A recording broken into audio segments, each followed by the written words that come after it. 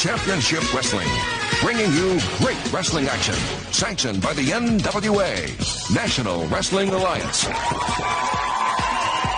Everybody wants us to review it the way they thought about it. Yes. And so if we agree with them, it was a great review.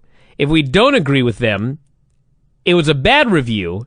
And if we point out that everybody has an opinion, they will say bad customer service. Oh, God. That normally works. By the way, my wife liked Mark. Now, granted, she didn't hear him on the show. But she said he said funny things, she said. Well, he did. And he has a funny voice. I agree with that, too. So this was... There is a celebrity, I can't pin down who he sounds like.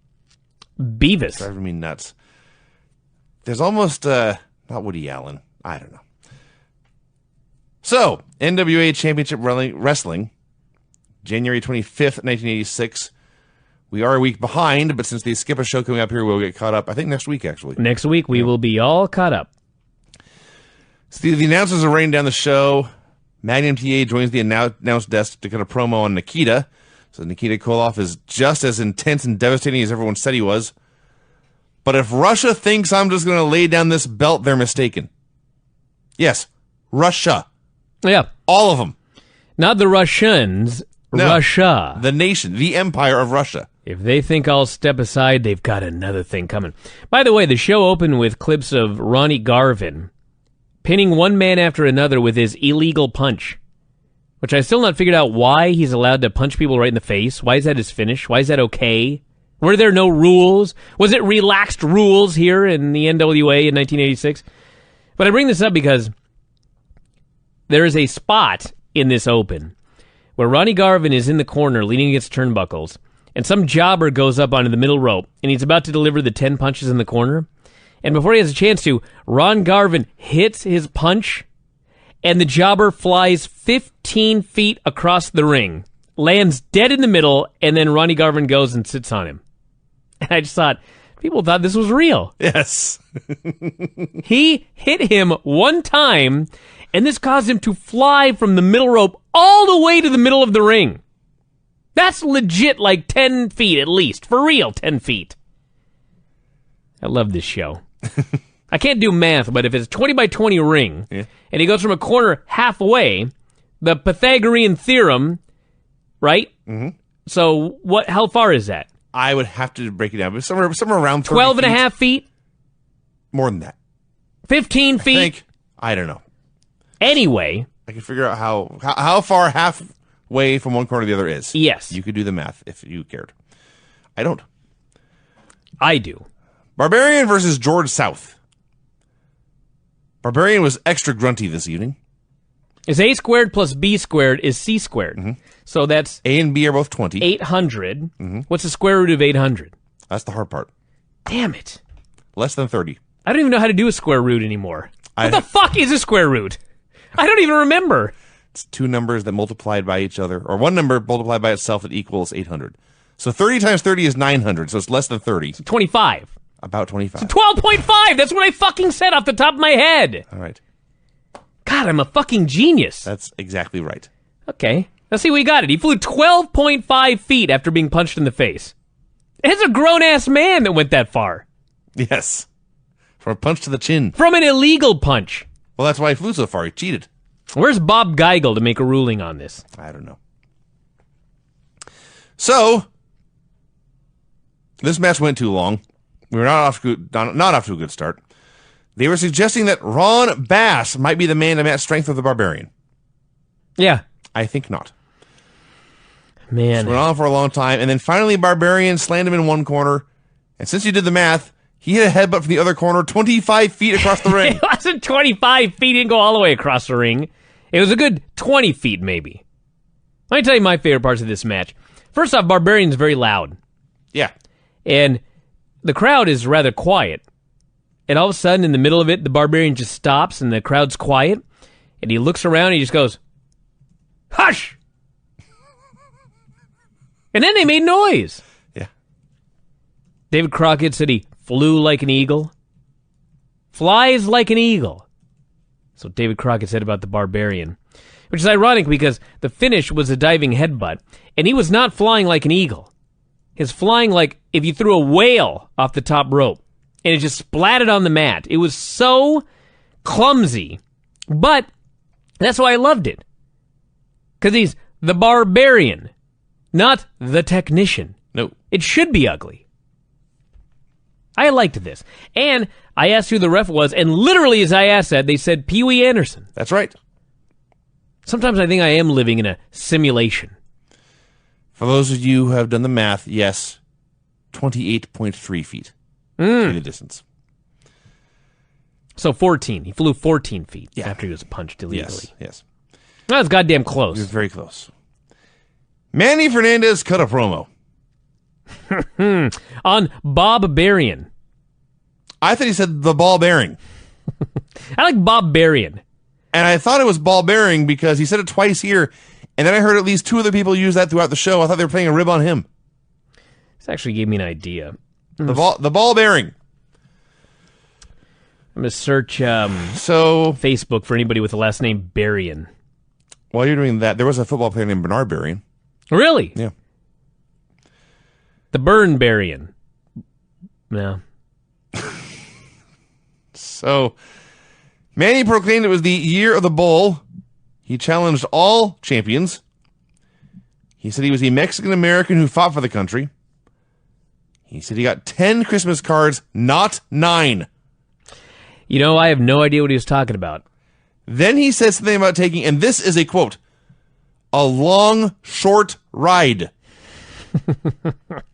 Then he began speaking in Spanish, and at that point I began to understand him better. This was a bad promo. This was a very bad promo. Ironically, when I try to search for Berrien, it says, "Did you mean Bryan?" Oh, how about that? How disappointing. I can't find anyone named Bob Berrien. Would you get him on the show if you could? Oh, hell yeah. If I could. Oh, there is one. He's on LinkedIn. Oh, how about that? And he's on Facebook. You're happy now. Yeah. Bob Berrien. But I'm not a friend, so I can't see anything on his timeline, That's which is too bad. very unfortunate. There's a Bob Berrien that is a Clash of Clans player, so I presume that can't be his real name. That's a good bet. That's a work. All right. All right. Arn Anderson cut a promo. He said everyone had told him Dusty Rhodes was going to break his leg. When I say everyone, he was talking about bumping into people in hotels and bathrooms. Like random people would bump into Arn Anderson in the men's room and say, "Hey, Dusty Rhodes is going to break your leg." I bet you $1 million that happened to him. Probably did. $100. Yeah. Regardless, he pointed out, my legs are just fine, made the cameraman show his legs and said, I'm still squatting 600 pounds. Great comeback. It's a great comeback. He said they had a letter from the NWA president. He wanted David Crockett to read it because that would bring him the most joy. Crockett did not read the letter word for word, but he explained they've gotten a very lengthy legal notice from NWA president Bob Geigel saying that Dusty Rhodes' special steel-toed boot would no longer be allowed in the ring. Man, finally laying down the law like they should. Crockett said this. He says, but he's only wearing that boot because you guys broke his leg. And Arn said, no, he's wearing it because he's gutless. Well, of the two of them, the leg is healed. Yeah. We know this. Yes. So now he is wearing it because he's gutless. Yeah. And Arn left. After Arn left, David Crockett pointed out, and in 5 days, if you don't defend those national tag titles, you'll be stripped of them. I love David Crockett. David Crockett was amazing. I don't know if he was ever smartened up. I hope not. I hope not either. Ron Bass versus Mike, I believe it's Simani. Hey, did you hear Tony Schiavone unblocked me? I did. Yeah, very happy to hear that. He wouldn't friend me, though. Like I read his explanation. He said something like, "You're right. I overreacted." Well, no, what you made fun of me for, he agreed with. Oh. Which was, when he sucked, I said he was horrible. But when he was good, I said he was good. I see. And that to him was a fair point. All right.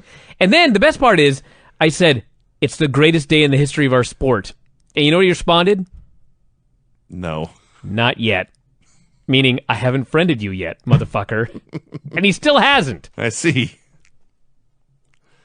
So Mike Simani's out there with the long bald hair look and the beard, somewhere in between gym teacher and pedophile. Oh, Vinny. Bass pinned him with a claw hold. Let's move on here. Let me talk about Ron Bass. One step above Jobber in the ring. He didn't work great. No. He didn't look great. No. Very plain. He had a great mustache. Black tights. Dude, lots of guys did. It was the 80s. Yeah, that curly haired mustache going. The only thing that stood out about him curly mustache. in the ring were his cowboy boots. But you know what? When he cut a promo later, it was a better promo than 95% of the guys on Raw. And then I got it. I was like, the guy can talk. You know who can't talk? Ron Garvin. Ron Garvin's out there in a sequined vest, by the way. Yeah. And he says, usually I like to mind my own business. But if someone messes with me, then it's a different. Well, what I'm trying to say is... He literally, the first thing he did was lose his train of thought. He forgot story. Yeah. He forgot different story. He threatened to beat Ric Flair so bad Flair would not be able to pay his taxes. I guess this is better than the Manny Fernandez promo, but it's close. Well, what he said was, the belt, as we are all aware, is worth a guaranteed $500,000. And maybe much more on top of that. And so Ron Garvin said, I'm going to take that away from you. And you're going to be so poor after I take away the belt, you won't be able to afford to pay your taxes. You're not going to be able to... You're going to have to sell your limo and your jet plane, he said. You will end up with money issues. Well, he's not wrong. Exactly. It's Ron Garvin's fault. So when you lose the world title, they take $500,000 from you? Well, no, Vinny. It's called you got bills. Yeah. How's he going to pay for his damn limo when he doesn't have his $500,000 coming in every year? And his jet airplane. Well, he didn't say every year. Which apparently on a $500,000 salary, you can get a jet airplane. You can buy a jet airplane. It was the 80s. Yeah. There's been some inflation. Ivan Koloff versus Patrick Tanaka. Patrick. On the same show with Arnold Anderson. That's right.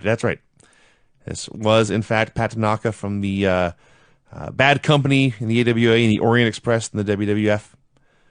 And first of all, Ivan's offense. Someone needs to bring back this spot.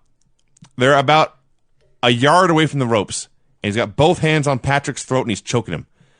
Therefore, he counts 1, 2, 3, 4, and Ivan breaks on 5, but he breaks by shoving Patrick into the ropes. So Patrick leans back a yard, bounces off the ropes, leans forward, and Ivan catches him by the neck and chokes him more. 5 times. This was great. I loved when Tanaka actually got some offense. A lot of offense. And at one point, he throws Ivan into the corner, and he goes for a charge. And as he's about to hit him, Ivan moves. Mm-hmm. David Crockett said, he's just too smart. That's what he said. He's smart enough to not stay there and get hit. That was on the SATs in 86. If an angry man is charging at you, do you A, move, B, don't move? The answer is A. Pay attention. But Patrick Tanaka, I don't know. There was a point where Patrick unleashed a furious charge of chops and punches, and he actually knocked Ivan through the ropes to the apron, almost from the ring entirely. And since the jobbers in the show never get any kind of offense even close to this level, people went nuts. Oh, yeah. People went crazy. Holy crap, look!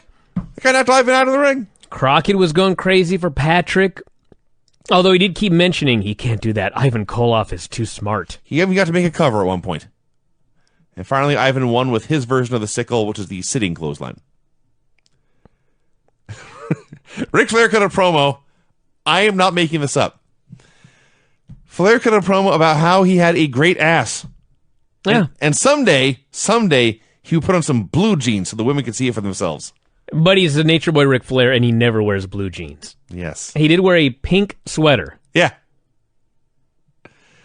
They showed the video of the angle with Garvin last week, which we covered in great detail then. And I don't think this was on purpose because I don't think the production values were that high, but the actual knockout punch was not shown on camera. You just saw Garvin and Flair disappear to the left, and it cuts to another camera and Garvin sitting on him. So Flair was legitimately able to claim Garvin had something in his hand. Yeah. That made it better. That made the whole thing even better. Even though when he sat down, he had nothing in his hand. Of course. He threw it into the crowd or something. So Flair ran his mouth for a while and told Tony to tell your wife I said hello. He said he was an average human on his worst day. Yeah. And he was almost done with his promo. And suddenly he became completely enamored with himself on the big screen. Yes. He lost all track of time. He looked at himself. He marveled. He said, "Don't wrap me up." And then he wrapped himself up. This is better than the Ron Garvin promo. Raging Bull versus Tony Zane. Do you know that Manny Fernandez is still working today? It's impressive. 61 years old, still going. They repeated the request for dream matches and said, they outright said, "We're not opening letters anymore." It has to be, hey, they warned you, They it did. has to be a postcard. And if you're too dumb and you send a letter, they're not going to open it. They had, last week they'd been a little more genteel about it. No, they said last week, no letters. They made it very clear. Yeah. And they still had a lot of fans who didn't listen. Yes. Some things have never changed in this business. Bull won with a nothing match, or he won a nothing match with a flying forearm. They did announce Dusty versus Tully for the national heavyweight title added to the Superstars of the Superstation show, which is coming up in February. It was the first of the dream matches they announced. Which unfortunately we cannot watch. Yeah. It'd probably be better than this show. Yes, it will be. Dusty Rhodes cut a promo along with his personal Baby doll and mom jeans. I wrote the same thing. Yep, they were. There's no other way to describe She had them. mom jeans on. Dusty's sitting there talking about how Tully and Flair like to talk about how they're talk about with a luck they have with the ladies. I'm the only one out here with a good-looking woman. He says Tully left a good-looking woman to hang around with some men. What does that mean, he asked. Yes, yes. He also said "Bula Bula." That was his response to his illegal boot being banned. He basically told the NWA to fuck off. Yeah, yeah. And everyone cheered. And Baby Doll and her mom jeans said the NWA was dealing with risky business.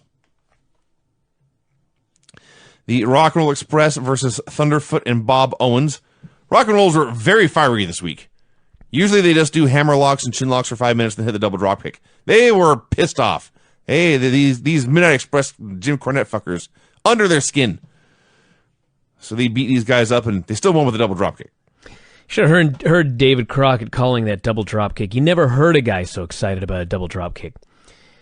And what I got out of this match more than anything else was when David Crockett went on this big tirade about how awesome the fans are. We love you fans. You fans are the reason you're here. You guys are so great. We're going to do this show, and we're going to give you everything that you want. You tell us what you want, we're going to make every great match because we love you fans. You're great. No authority here. No. Man, when this show was over, you were like, man, I can't wait to watch these people next week. What nice folks. I want to spend... I enjoyed my 2 hours here. Yeah, I want to spend my Saturday evening with these people. Yes. They don't hate me. They don't belittle me. No. They thank me and praise me. Jim Cornette cut a promo saying the Cornettes were always successful, unlike, and this is a quote, normal, working-class, blue-collar geeks. And his men, the Midnight Express, they would not be second best to a team like the Rock and Roll Express. Nikita Koloff versus Bob Brown. Not Bulldog Bob Brown. No, that's important. Although, this Brown dude was short. He was a Bulldog. He had better mass than anyone in the show, and maybe better definition, too. He was in there with Nikita and was wider. This is a large person, this Bob Brown.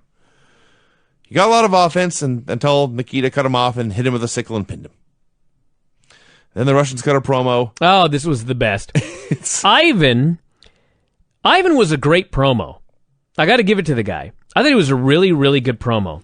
And he's doing this deal here, and he gets his whole thing out, and then Tony's going to go to whoever, the Baron. He's going to go talk to the Baron. And Ivan stops him, because Ivan has one more thing to say.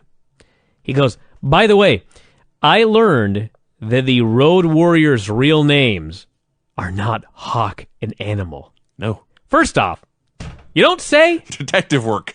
Wow. But then the punchline is, they're the Lee brothers. Ugly and homely. And he dies. And all the heels cackle. Then they go to the Baron. Calls them the... What do you call them? The Road Runners. That's right, the Road Runners. God, these were great heels. You checking Facebook for if there's an ugly? No, I'm checking for... If you go to Google and you just Google troll face, I think that's Baron von Raschke. He looks like Gollum. Yeah, that too. Yeah. But he specifically, this promo, he turned his head 3/4 to the camera and just looked at it. He was not smiling like this picture, but that's exactly what he looked like. Talking about the Road Runners. Oh, Jimmy Valiant. You know, I wasn't feeling this show till Jimmy Valiant came out, and it turned it all around. This show, when you are writing a report for, and you're taking notes, things happen quickly. So it's very easy to fall a segment behind. And I often have to, like, in mid-sentence of transcribing a promo, have to write down who's in the match and then go back and finish what I was going to say about the promo. Despite that, I was halfway through the Baron von Raschke stuff with the Russians, and when Jimmy Valiant came out, I didn't care. I just put everything aside, and I just watched. Screw this. I am watching for my entertainment. Because all you have to do is copy your report from the week prior, and you got the same match. That would help. He danced to the ring. He did every illegal move there was. He poked the eyes repeatedly, thumbed the eyes, thumbed the throat, posted the guy, and then did the boogie elbow and won. He did a back rake. A back rake? He pulled the man's singlet down, and then I'm not sure, he either did a chest rake or he pulled the man's chest hair. I think it was a chest rake. Either way. Either way, it was diabolical. The two new things about this were, one, his trunks on the back just said, "Kiss my." On his ass. Just left it alone. And then before the match, before he's about to go compete in a wrestling match, he goes to the announce area and hits up Tony Schiavone for some chewing tobacco. Mm-hmm. And was very disappointed Tony to let him down. And he did say he was going to kiss him afterwards. Yes. That was his gimmick. Yeah. Anyway, yeah, he did that and he won. It was the best. The best. J.J. Dillon and Tully Blanchard cut a promo. J.J., in response to Dusty's line about how Tully had left Baby Doll to spend time with some men, questioned how dare Dusty Rhodes how dare Dusty question Tully's character. Tully, in fact, had stopped hanging out with Baby Doll so he could spend time with his mother and father. And Baby Doll, he mentioned, looked like a brontosaurus in her jeans. Oh, man. That's what he said. Oh, man. That's a low blow. So Tully starts running his mouth about how great he is. It is a completely generic, forgettable 80s heel promo. And then a random blonde woman appears, and she and Tully begin to make out. She comes out of the crowd, allegedly, and throws herself at him. Yeah. And so Tully says, "I got something to work on here." He takes her and leaves. JJ laughs. He leaves the other direction. Tony has no idea what to do. It's so great because it's one of those deals where you know that Tully and JJ are backstage and they hear Dusty's promo and they're like, "Boy, have I got an idea. Let's get some money, hire ourselves a woman, and we'll pay her to come out of the crowd in our promo here, and nobody will know." Yes. That's the key. They think we don't know what really happened right there. Yes. But we do. Yeah. Because as fans, we're not idiots. And it makes them better. Because they thought they were so smart. But their heels, they're not actually that smart. That's the key. Yeah. And the baby faces are not dumb. Which, by the way, we'll talk about it when we get to it. Tony cut a promo about the mailbag, and when I say the mailbag, he had an actual bag full of mail. He had a physical mailbag. Yeah. He didn't know, but Dave has one. We did the mailbag segment. Oh, really? A big old sack of mail. That's cool. So he pulled out a random postcard that this fan just happened to it just happened that their dream match was to see the Road Warriors against the Koloffs. Tony said, "Well, it turns out that's one of our matches on that show." So there's two matches for the Superstars on Superstation show: Dusty versus Tully and the Warriors versus the Koloffs. By the way, does everybody see what is going on here? Everybody cries about Roman Reigns. And they say, "We're booing the guy. Why don't they turn him heel? We don't like the guy. We want to boo him, so make him a bad guy." The whole point of this is the wrestling company is supposed to manipulate you, the viewer, into cheering or booing whoever they want you to cheer or boo. The idea is not you choose, you the fans choose who you're going to cheer and boo, and then they book it that way. That's why WWE is so stubborn about this. They want to pull the strings. They want to control you, the viewer. Now, in a lot of cases, it works. In the case of Roman Reigns, it's not working very well. But look at what NWA is doing. All of these matches that the fans are voting to see, I would bet you anything, these are matches the fans are really voting for. And the company is saying, we're going to give you what you ask for. But look at the matches we're going to get. The fucking Road Warriors versus the Russians. They've been pushing that fucking match on TV for weeks. Mm-hmm. They're going to give you the Road Warriors versus the Midnight Express. A match they've been fucking pushing for weeks. Every match that the fans are getting to choose are matches that they manipulated the fans into choosing. That was the idea. It's not like they're really giving the fans anything. There's no match that the fans are asking for that they're like, oh, we don't want to put together this match, but hey, what the hell? We're promising we'll give them what they want. They're giving the fans what they want, which is what they want. Why is this so hard? I don't know. Bobby Eaton versus Wee Willie Wilkins. Oh. You know about Wee Willie? Do I know about him? He is a guy, and I don't know the whole story, but apparently something happened, and he thought he shouldn't be a jobber, and so Dusty called him Wee Willie Wilkins and had dudes just go in and beat the hell out of him. And gave him a crappy haircut. That's what happened to Wee Willie here. Yeah. Eaton beat him up for a while. Cornette's at ringside calling out suplexes for Eaton to do, and finally Eaton won with a top rope knee drop. And then the Express were putting the boots to Wee Willie until the Rock and Rolls hit the ring, and they also, for the record, tossed Wee Willie around. Now, maybe somebody could help me out here if I have the timeline wrong. This may have been the match where Wee Willie decided that he wasn't going to cooperate like he was supposed to, and that might have led to this whole destruction. I'm not sure. Or it may have happened earlier. So if anybody can remember the timeline and the story of Wee Willie, let me know and we'll talk about it on the next show. Paul Jones and the Barbarian cut a promo. Jones said he was offering $10,000 to any man who could defeat the Barbarian in any of three tests of strength. Yes. He did not specify. I do want to say, whenever they talked about this challenge, they pointed out, they always try to phrase it, I don't care how much money you have, $10,000 is still a lot of money. They never said anyone was broke and desperate. No. All these men are huge stars. They all have giant houses and cars and planes anyway. But man, $10,000 is still a nice chunk of change. That's still real money. Yeah. Don't be a damn idiot.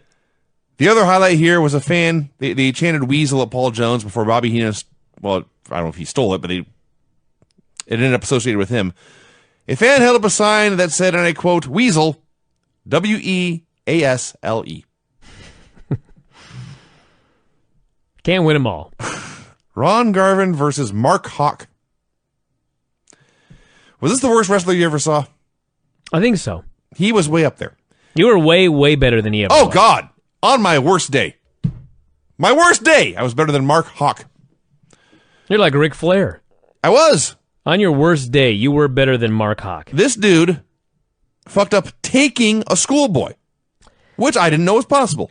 Ron Garvin goes for the schoolboy. Mark Hawk fucks it up. And this was not a shoot, but Ron Garvin grabbed the guy and he rode him. Yeah. And he tried, I guess he was like telling the guy to get up or something, but he would not let him up. And he made him struggle mightily. And he absolutely, totally blew him up. Guy was turning purple. Yes. It was amazing. 30 seconds in, he turned purple. I'm in better shape than Mark Hawk. And when I was a wrestler, I mean right now. Right now you are. And finally he punched him in the face and Thank sat God. him for the win. You got to watch this. You got to watch him just I may go back and watch this again. Ruin this guy. It was amazing. He was no Ric Flair, but you know what? Ron Garvin was awesome. And I can at least understand why they thought, I got a great idea. Let's make him the champion of the world. As long as he was wrestling. Should have been the champion of the world after this match. Just don't give him a microphone. Ron Bass got a promo on ball bearing. Let me talk about this. If it were 2016, Bob Bryan and his manager, number one Paul Jones, would have made the challenge for 3 strength contests, and if you could win against a Barbarian, you get $10,000. If it were 2016, Dolph Ziggler would come out, he would blindly accept the challenge, he would be blatantly fucked, and they would expect us to feel sorry for the guy. Which, of course, we wouldn't because he was a goddamn idiot.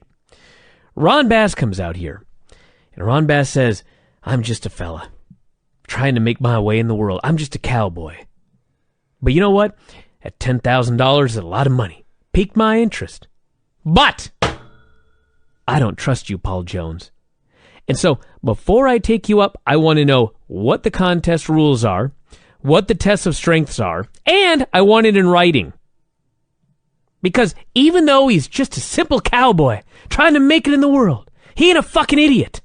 And he's just going to go out there and do these stupid tests of strength. He wants to know the rules. I thought this was great. He did acknowledge that the 3 tests of strength were a tug of war, a bench press, and something called a human chain, which I don't know what that is, at least as far as tests of strength go. But yes, the key is he wanted details about how many they had to win. Were they all in a row or were they all spread out? He wanted specifics before he got involved in this mess. Black Bart versus Josh Stroud. Now, part of this is because I did use the bathroom during this match, but I just wrote Bart won with a top rope leg drop. This guy, if you take this Black Bart and you cut all of his hair off, he's Bull Dempsey. He looks exactly. Google him. All right. Google Black Bart and just imagine him with no hair. He looks exactly like Bull Dempsey, except I think he's in better shape. Hair. Yeah. It's straight hair, not curly hair. Yeah. Well, you know what? There's a strong resemblance. It looks just like him. Yeah. So I guess, don't cut it off. Just wet it. Yes. Black Bart. Anyway, yeah, it was funny watching this because he does have a Bull Dempsey physique. Meanwhile, Josh Stroud is a huge powerlifting guy. Don't matter. The 3 best physiques in the show were Nikita Koloff, Bob Brown, and Josh Stroud. And, yeah. The Rocky King, except he was skinny.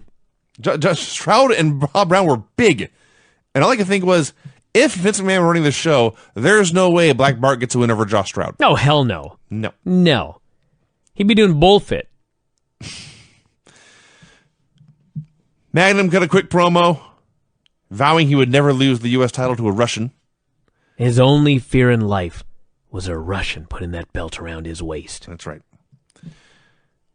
Then the Russians were back. Nikita cut a promo on Magnum TA, or as he pronounced it, MAGA DA.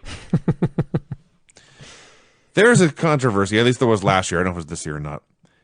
A Japanese announcer won the Best Announcer Award in the Observer Awards. Yeah. And some people were upset, saying, if you can't understand what the announcer is saying, he can't possibly be a good announcer to you.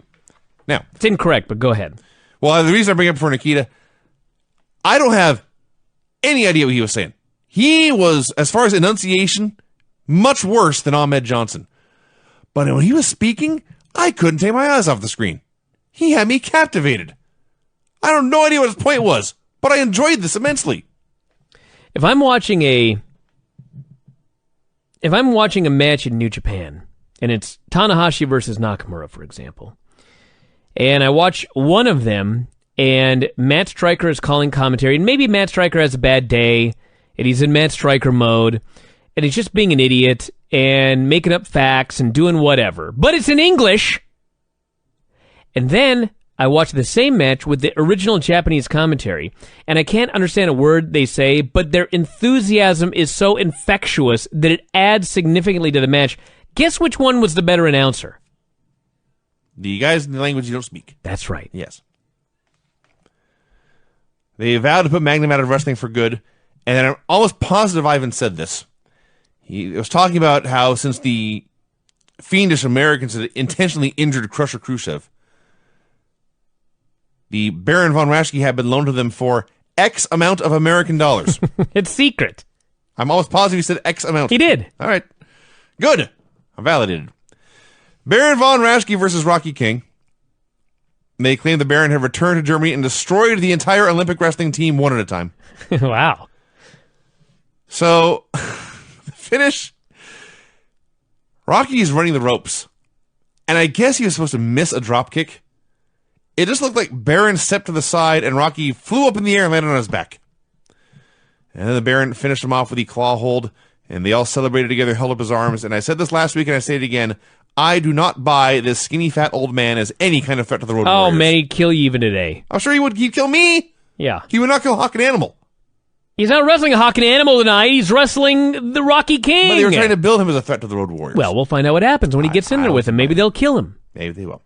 So they're two geek bodybuilders against an actual AAU wrestler. Yeah. Come on. He'd smash him. Flair returned for another promo. Oh, the very first thing Ric Flair does is congratulate Tully Blanchard. He congratulated for getting a hot blonde. Yeah. And then said, you know what? She's so hot, I may let her ride Space Mountain. You gotta say this to the Horsemen. No fences. No, of course not. No fences built here. No. And then he goes, David Crockett, come on over here. David Crockett is over the moon to have been summoned by Ric Flair. Runs over the biggest smile on his face. Flair does his whole thing, which you can get into. And then he finishes up. He sends out a shout out to all the women because it's a Ric Flair sandwich. You begin and end with women, and then you have the meat in the middle. And as he goes away, I have no idea why he called David Crockett over there. He just wanted to make his day. Wanted to. Well, the other great thing was first of all, at the end, he was sure to clarify, women, I'm always available, and he takes like one step away, and then steps back if you're 18 or older. Yeah. Then he leaves. Yes. Wanted to make that clear. Now, there's more to say about this promo. You want to save it to the end? What? Just, I thought, this very specific promo, I started listening, I thought, I've heard this before. Oh, somewhere. yeah. Yeah. I don't know if I have that song here. Someone took this exact promo and made it into a song for our show. Maybe Bryan will be able to find that bit at the end here. But, yeah, that was great. And then it was time for the main event. Tully Blanchard and Arn...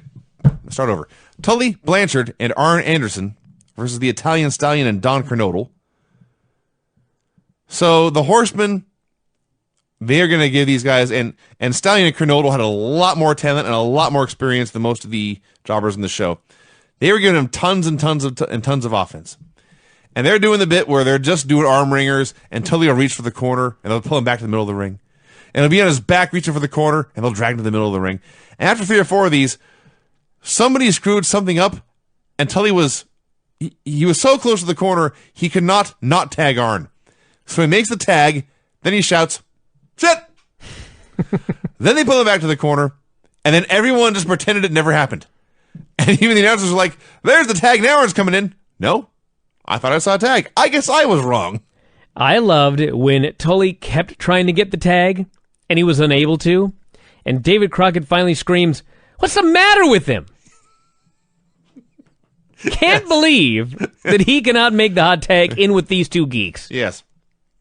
What's the matter with him? Well, they're beating him up and cutting him off from his fucking corner, David. Yes. So eventually they cut Kernodle off with the knee from the apron while he was running the ropes. Beat him up for a while, and he starts making his comeback, and Arn's in trouble, and Tully tries to dive off the top rope, and Kernodle legit caught him, hit a power slam. Then he tagged in Stallion. This comeback. He had one... Cool. This is the new line. You had one job. Stallion was supposed to come in and put on a sleeper hold. Too much to handle. Yeah. Didn't go well. Took him about 4 tries. And finally Tully said, "Fuck this." Cut him off immediately. They had an assisted gourd buster and they pinned him. And as soon as that free count was done, they leapt to their feet. They raised their arms in the air. The credits rolled and it was over. Literally immediately. 1, 2, 3, boom! There's the credits. As always, Jimmy Valiant was the best part. He was. I don't have the Ric Flair song here, but I do have a whole bunch of songs, some of which have not been played for a while, so I'm going to grab one at random, and we'll play it. What could be better?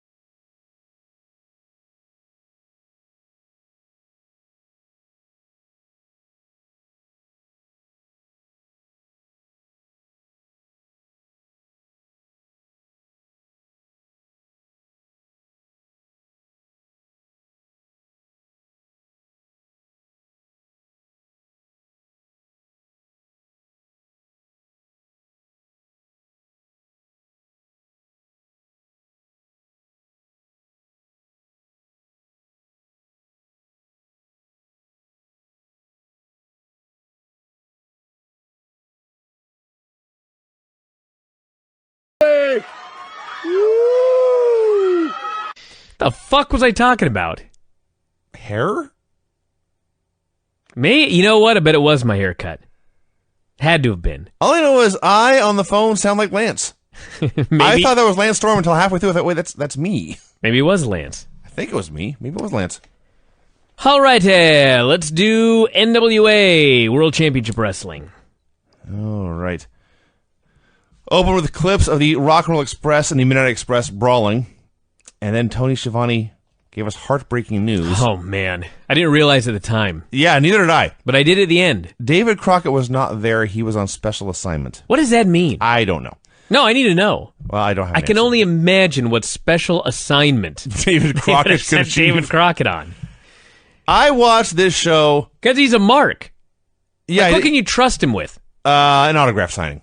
Oh, God, no. No, I take that back. You're right. He would not let the fans in. He would just get all of his shit autographed. Yeah. He'd come with a truckload of stuff to get autographed. God, that's a good question. I don't know. They couldn't even make something up because it was so ridiculous. It was a special assignment. Now, I watched this show not quite. This is a year or so before my time. But from 1987 till about 1990, I watched this show pretty much religiously. If it was on 52 weeks a year, I watched at least 48 of those shows. And I always thought, even at the time, I thought David Crockett was terrible. See? And we've gone back and watched some of these, and I thought, man, he's not very good. All his calls are just look at him. He doesn't really know what's going on. I owe David Crockett, really all of Jim Crockett Promotions, an apology. I did not realize how great he was, and it was abundantly clear when he was not there Oh, yeah. on this show. Well, let me say this. I thought that Tony Schiavone solo did a fine job. Because it wasn't like I was really missing David Crockett when Tony Schiavone was just calling the action. But then whenever they showed a clip and David Crockett was calling the action, Yes. it was like, where is this man? Yeah. Where did he go? Schiavone was adequate. Yeah. There was no point in the show where I thought, God, Schiavone sucks. But it was a flat, boring show, and then about 3/4 in, there was some clips of David Crockett, and I thought, holy crap, where's that guy been? See, the other thing, Vinny, is if you've been watching SmackDown, which I know you're not, No. you would realize that, in fact, the announcers fucking suck nowadays. Oh, yeah. Mauro Ranallo is great.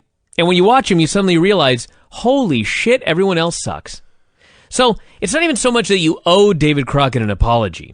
It's that you should demand that WWE fix their fucking announcer problem.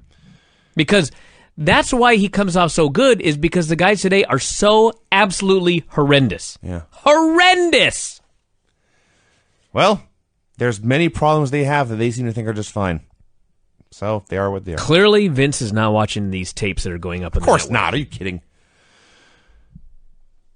They announced that at the, what was the name of their big show? The Champions on TBS? Oh, the Superstars Superstars on the Superstation. Superstation, Yes. yeah. The Midnight Express had defeated the Rock and Roll Express for the World Tag Team titles. Oh, that's right. We never got a chance to watch that. I forgot. We did not watch that show. Fuck. Not available on the network. Yes, By the way, yes, we all know it's on Daily Motion. Please stop sending us links. well, We know. you're going to get another one. There's no new Raw this week. Okay, And so we're probably going to have to watch the Thursday Raw Thursday on Daily Motion. I see. So apparently it's an important show because it's a show where Sean loses his smile. Yes, that's a big one. So we'll watch that one since everybody's been asking. We'll watch that one and we'll watch Nitro. So now you know what we're going to be watching. Okay. We had our main event in the opening segment. Jimmy Valiant versus David Dellinger. David Dellinger. That's a new jobber. So Valiant's doing his entrance and he's high-fiving all the children. And he makes his way 3/4 around the ring. And there's a grown woman holding her hand out for a high five. And he takes her by the hand, pulls her to her feet, passionately kisses her on the mouth, and lets her go. And she sits down. She is not disgusted. She is not outraged. She is not appalled. She's not elated. She's not thrilled. She's plain. She has zero reaction to this. I think she kind of had that get me the hell out of here look Yeah. when this wild man came by and grabbed her. And she just sat back down. Valiant had Chewbacca written on his tights. Let's talk about David Dellinger here. David Dellinger was a poor man's Buddy Landell, Yes. who was a poor man's Ric Flair. Yes. What a combo. A copy of a copy of a copy. A bad copy of a bad copy. Yeah. Of an original. Yes. Well, fair copy of Buddy Rogers, but he was better. Now, there is news in this Valiant match. First, he danced, and he had the awful dubbed-in piano music. Then he applied a thumb to the throat, or as Finn Balor would say, the trote, and a poke to the eye. And then he did a backdrop. And then he did a nerve hold. A lot of nerve holds. And then he rammed the guy into the buckle. All legal moves. Yes. It appears that he has turned a corner on his rule-breaking ways. Well, part of it is this went longer than all the other Valiant squashes we've seen so far put together. And that's unfortunate. It was like, yeah. That is not a positive. Some things are better in small doses, and Jimmy Valiant fits that category. So he ran out of cheats. He'd used multiple thumbs to the throat. He'd used multiple chokes. Said, well, I guess I'll nerve pinch this fucker. Yeah. Eventually, he won with the boogie woogie elbow. He points to the audience. He goes, "This is for you." And I thought he was talking to the lady that he kissed, but he's talking to the guy that he kisses, Tony. Yes. And he cut a promo. Here's what I wrote. We both looked at each other trying to comprehend this. I wrote one word. Okay. Madness. I wrote, he then cut a promo about going out on the town in a fancy red dress and bringing some boxing gloves in case a fight broke out. If Jimmy Valiant went out into the town in that red dress, a fight would break out. So That's fair. He threatened J.J. Dillon and Tully Blanchard and promised to kiss Shivani later. He had a blue ribbon in his hair. I don't know why. Yeah, not like a... It was like a ribbon that you'd wrap a birthday present with. Yes, cheap gift wrap ribbon. Yeah. Because he's Jimmy Valiant is the answer. Match was kind of boring, which is nigh impossible in a Jimmy Valiant match. Yeah. Shivani interviewed Paul Jones and the Barbarian. The ball-bearing. The ball-bearing, as he calls him. The ball-bearing. I say ball-bearing. It's funnier. Jones is ranting on about how the ball-bearing was the strongest wrestler alive. He could bench press 700 pounds, while Ron Bass could only drink milk from a cow without using a glass.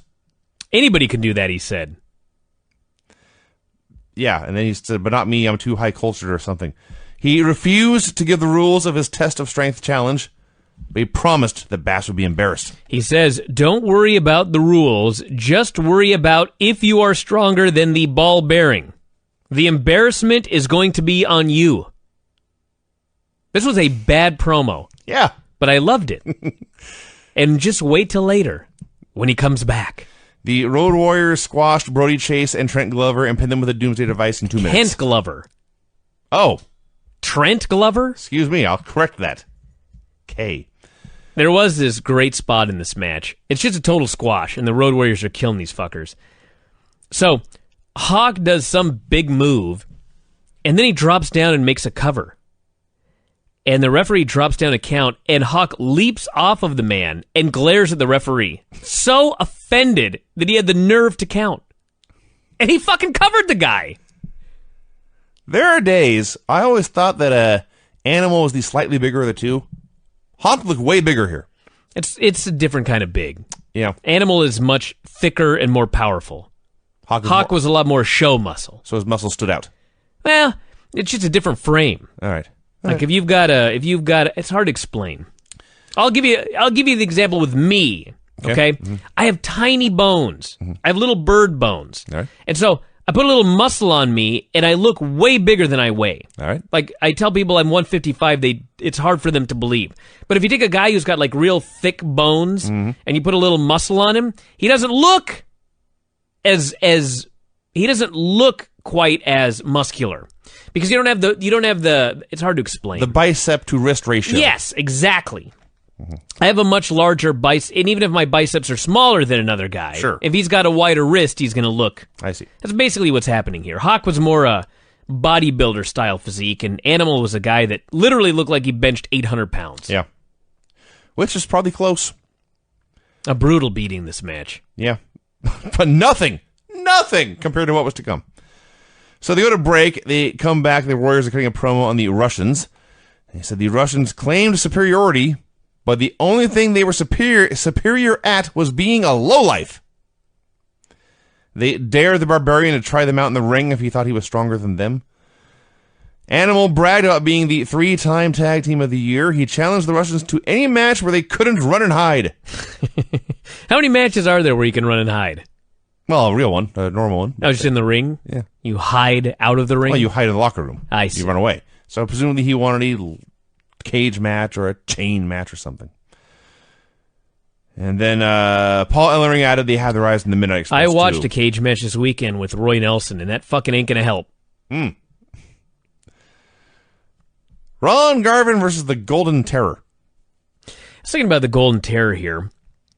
It wasn't like the Golden Terror was Ron Garvin. I don't even know who it was, but he was just a fella.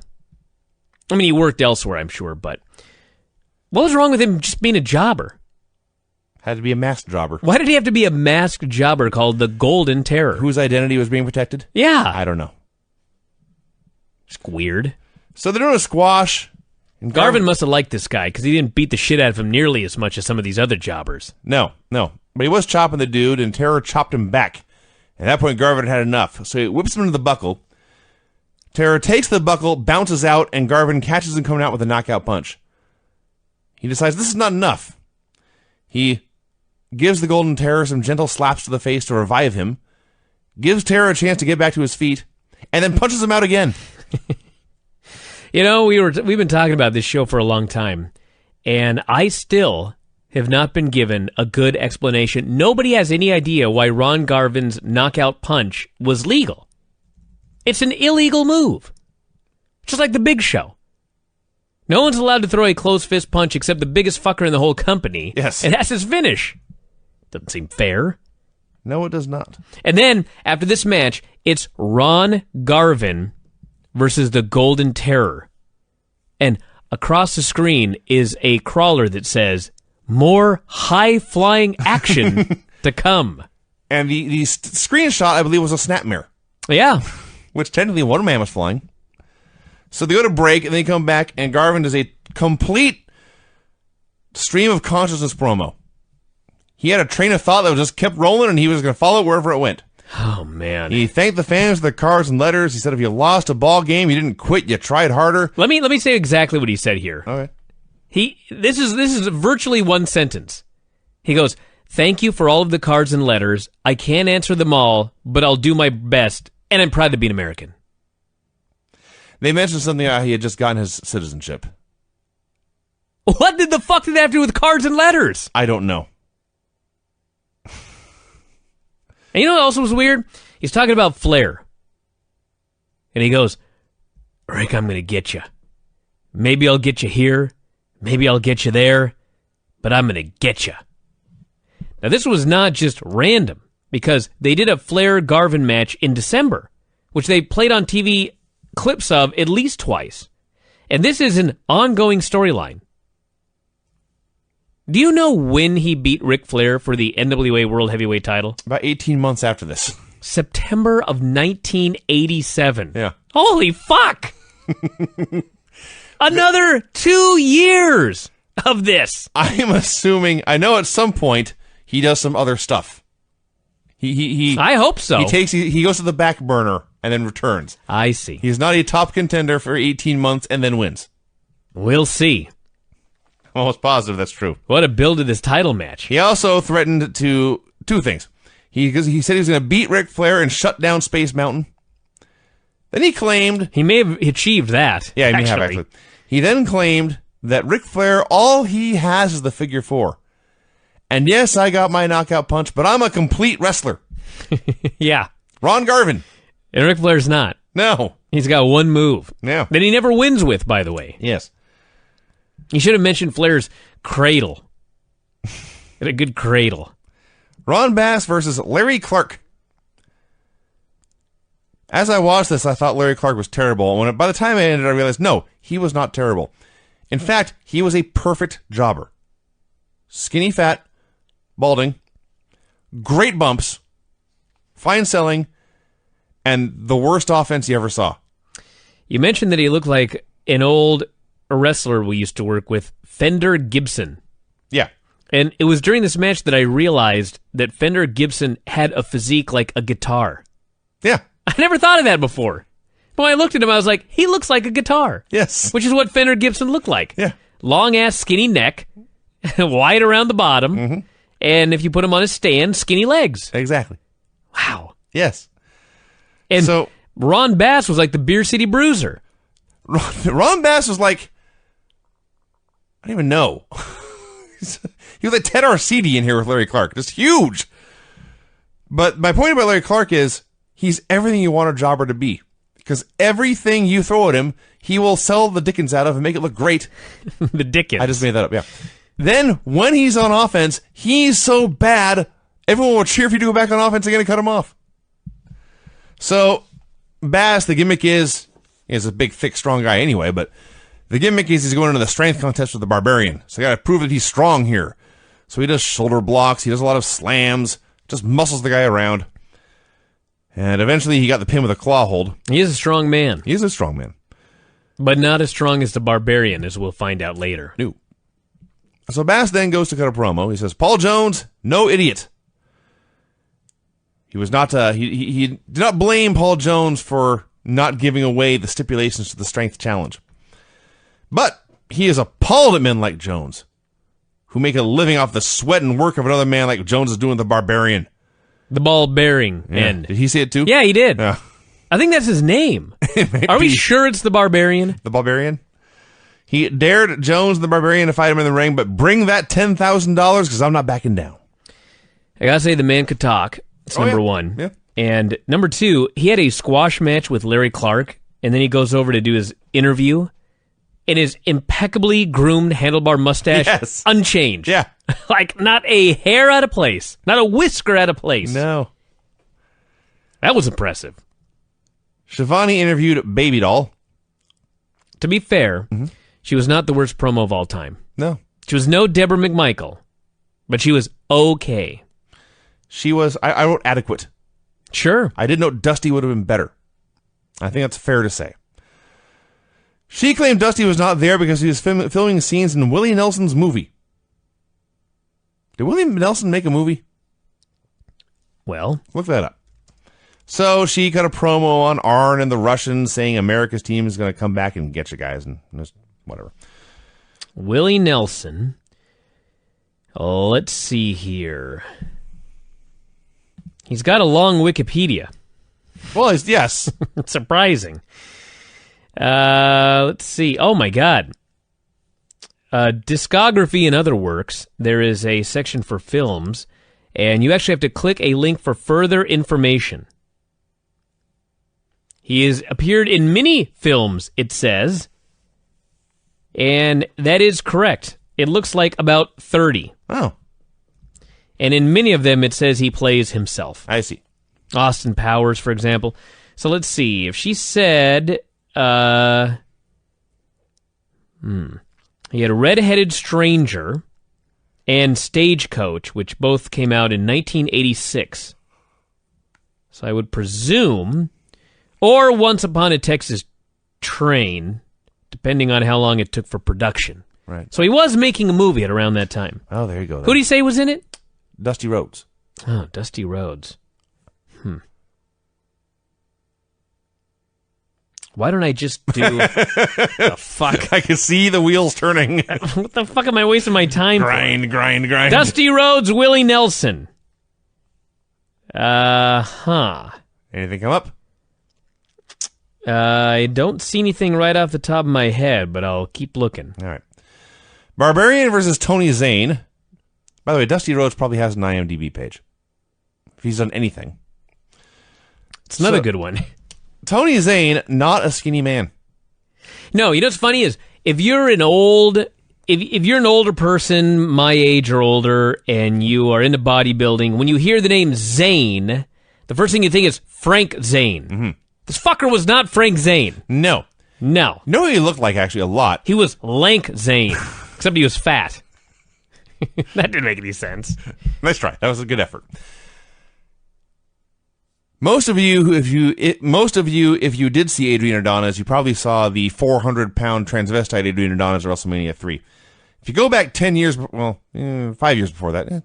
Anyway, younger Adrian Adonis, when he was teaming with Dick Murdoch, he wasn't didn't have a great physique or anything. He looked like Tony Zane, in fact. But that is what Tony Zane looks like as a young Adrian Adonis. So, regardless, this is still a large human being. Barbarian just walks up to him, grabs him, lifts him over his head, slams him to the earth. Oh, my God. Jesus. I couldn't even believe it. Jones was so proud, he had to run to the announce desk to brag about it. Then he attacked Zane with his cane, too. Okay, I don't see anything that Dusty Rhodes would have been in during this time of year with Willie Nelson, but he is listed as appearing in a TV special in September of 1987 that is called Farm Aid 87. Yeah. These are things that happened. Wow. Raise money to help farms. I don't remember that. Yeah. So Barbarian beat this guy up and won with a diving headbutt. Oh, you remembered Farm Aid 87? I remember there was a thing called Farm Aid. Wow. Because Live Aid was the thing. It was very successful. I remember Live Aid. Farm Aid followed in his tracks. I'm sure there were other aids that didn't work out so well. Yeah, I don't remember Farm Aid. Seems to be bullshit that he was in a movie with Willie Nelson. And Lion Baby Doll. Jim Cornette came out for a promo. He announced the Midnight Express as world champions, and they came out with their shiny new belts. Bobby Eaton, Alabama redneck, standing there in a sweet sequined red disco outfit. Jumpsuit. It was like a red Elvis jumpsuit. Yeah. Just a sight to behold. I couldn't stop staring at him. It was amazing. So Cornette talks about how great his men are and said there's two goofs in the ring waiting to get beat up. And here was the point in the show where the jobbers began to die. Oh, God. Midnight Express versus Mike Simani and the late Don Turner. You were not paying attention when I saw the death occur. There was a lot of beating for a while, and we were an hour into the show, and none of it had been terribly exciting, and I was losing focus. This'll teach you. And suddenly you shrieked. So everybody knows the spot where one guy ends up on the mat, and then a heel or a babyface, whatever, they body slam their partner onto the opponent. Yes. So Don Turner is on his back, and Bobby Eaton grabs Dennis Condrey, and he lifts him up, and he body slams Dennis Condrey onto Don Turner's fucking head. Not his body. No. Not the deal where you miss the guy's body and you basically land on your ass. Yeah. He fucking slammed Dennis Condrey right on Don Turner's head. Don Turner was out cold. They revived him and kept doing moves. Oh, yeah. No, we're not done yet, dude. No, we have to get our shit in. We have some shit we got to get in here on the studio show. It was clear he was out on... The best you could say is out on his feet. That's the best thing you can say about his condition. And at one point, Ian lays him out, taps him on the chest, says, "You okay?" And then he goes up on top. It's a top rope leg drop. Yeah. Finally, they go for their finish, which is a clothesline leg sweep combo, sort of like total elimination. And they pick him up, and he wobbles, and he falls right back down. Oh, my God. Oh, Jesus Christ, just lay on him. They picked him up and held him up so they could do a clothesline and a leg sweep, and they finally pinned him. Can someone tell me if Don Turner's dead? I actually searched and I could not find any information on this guy. This was bad times. Oh, my God. I mean, seriously, he slammed his whole body onto the guy's head. And it was clear immediately. It's not like he grabbed his head and rolled around. No, well, here's a baffling thing. Don Turner never moved. No. It's not like Don Turner rolled as he's being slammed and it was his fault. He laid there the whole time. I have no idea. I've spoken to Bobby Eaton. I've talked to many people. Bobby Eaton used to get the figure 4 every week. Fucking nicest guy. Everybody will tell you that. The nicest guy. Why did he slam this man on the other guy's head? I don't know. That was not nice. No. I don't know what the hell he did to deserve this. I mean, maybe it was just an accident, but holy shit. At least end the match. Yeah, just pin him. He won't get up, I promise. Oh, my God. Shivani interviewed the Russian team and Baron von Raschke. Had clips of the Russians attacking Magnum TA with a chain. Dusty tried to make the save. He got laid out, and they manhandled Baby Doll. And they warned America's team to never get in their business again, and There were blatant threats of specific acts of violence against Baby Doll as well. Well, sort of. Basically, Hit her in the head. Magnum gets killed with a 3-on-1, and Dusty Rhodes runs in, and so now it's 3-on-2, advantage heels. And as soon as Dusty runs in, they call him a coward. Yes. So then Baby Doll runs in, and they grab her, and they're going to kill her with a clothesline, but Dusty throws himself in the front, and he knocks her out of the way, and he takes the bullet, which allows the heels to say, we never hit a woman. It's true. What the fuck are you so mad about? Yes. We didn't do anything. I love these heels. They're amazing. They always believe they are in the right. That's right. It's always somebody else's fault. Yes. They're always the victims. Yes. You could have 40 heels beating on one babyface, and a second babyface runs in, and that guy's a coward. Sticking his nose where it don't How belong. fucking dare you run in, you pussy. Then Ivan Koloff wrestled Randy Mulkey. It's fucking Mulkey. The Mulkeys are legendary for... They are legendary for doing jobs in the show and never ever winning or coming close. And if you watch this show, you understand why. I'm stunned they had more than one match after this. Koloff throws Mulkey out of the ring, and Mulkey takes a completely unprotected bump onto the concrete. Just slap, meat on floor. You know what's funny? Mulkeys, I think, are still around. God. I don't know if they're still wrestling, Yeah. but they still show up here and there. They're alive, these Mulkeys. So his limp body lands on the cement, and Ivan Koloff leaves the ring, and I think, well, he's going to check if he's alive. Then Ivan picked him up and slammed him to the floor again. What a beating. Let me jump forward a little bit to Bill Mulkey, because that's the other Mulkey, Bill and Randy. Mm-hmm.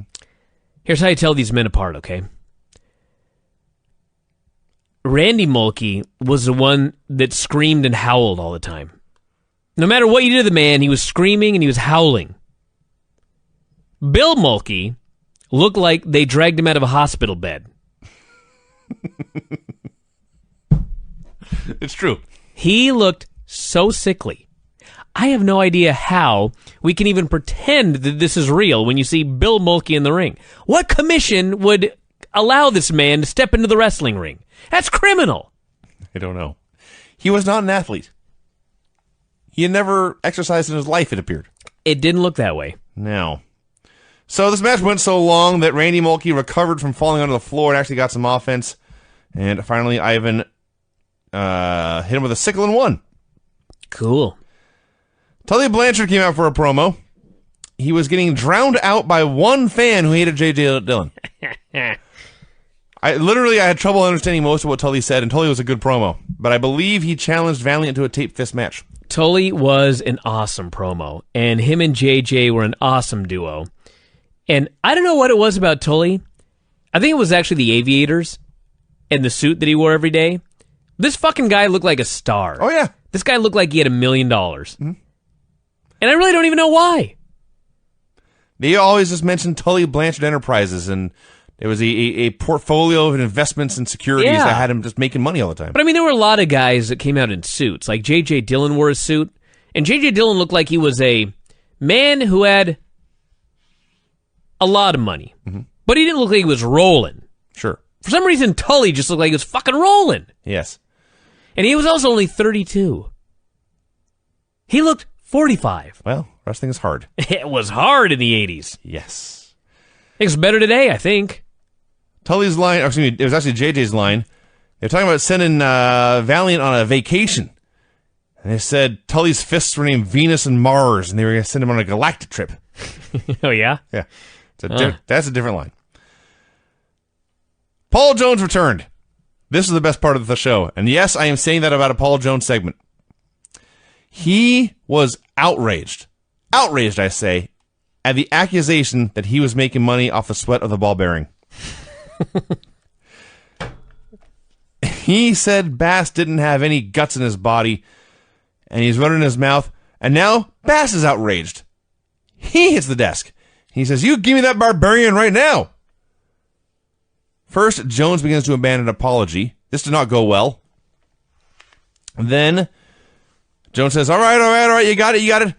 Next week, I will reveal the place where we will do the strength contest. Yep. He still did not name the time, the date, or the steps. This is a slow build.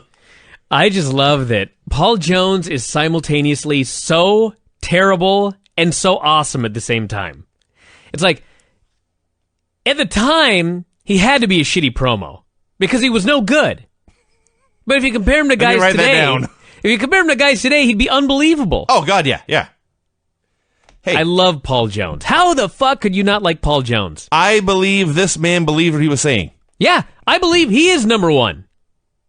He is number one Paul Jones. He fucking was not number two on this show.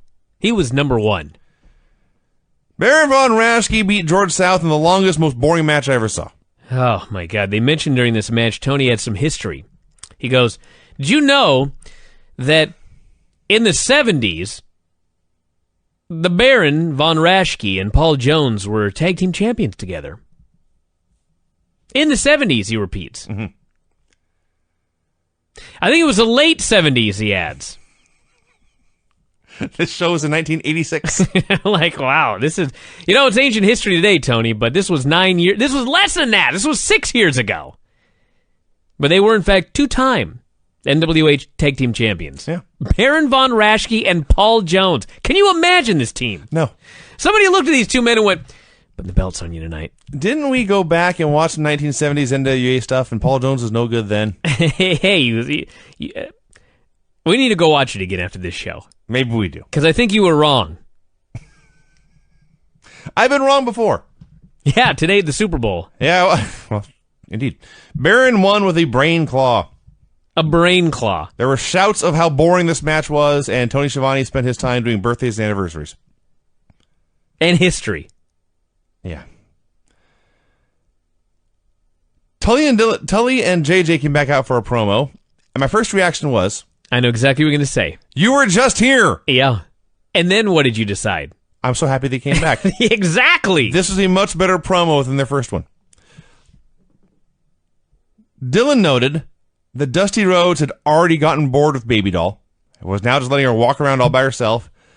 And before too long, she was going to embarrass him just like she had embarrassed Tully. Oh, man. And Tully said, he knows his devilish women. Tully came out, says, when Baby Doll was by my side, I did my best to keep her in the background, and I saw her come out tonight and try to be all eloquent and to give a speech, and now you know why I put her in the background.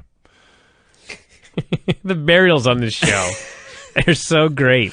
It showed Tully giving Dusty a very scary pile driver. There had been a match for the national title. It was on these Superstars for the Superstation show. Now, because it was on that show, instead of a 60-minute time limit, it had a 20-minute time limit. Oh. So the time limit expires, and then after the match, they're still fighting. Tully hits his pile driver, and he leaves with the belt. So they go back to the studio. Because the heels all destroyed Dusty. That's the key. That does happen a lot. Well, the key was they go back, and Tully goes, see what happened right when the match ended? Yeah. If it had gone 5 more minutes, I'd be the champion. That's right. I left him laying, and y'all saw it. And they're trying to point out Tully the pile driver is an illegal maneuver. He wasn't having that. Not just that. All the dudes that ran in and helped. Oh, that too. There was many people involved in this. So he said, yes, you all saw me leave Dusty lying, and I challenged Dusty to give me a title match anywhere.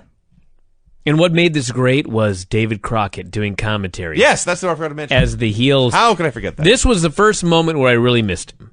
But it wasn't until the end of the show that I realized how much I missed him. Arn Anderson versus Bill Mulkey. This was the Mulkey who looked like he was gravely ill. On a night full of terrible jobbers, Bill Mulkey stood out as having a terrible physique. Yeah. This guy... He was the worst of the worst. Oh, man. Oh, man.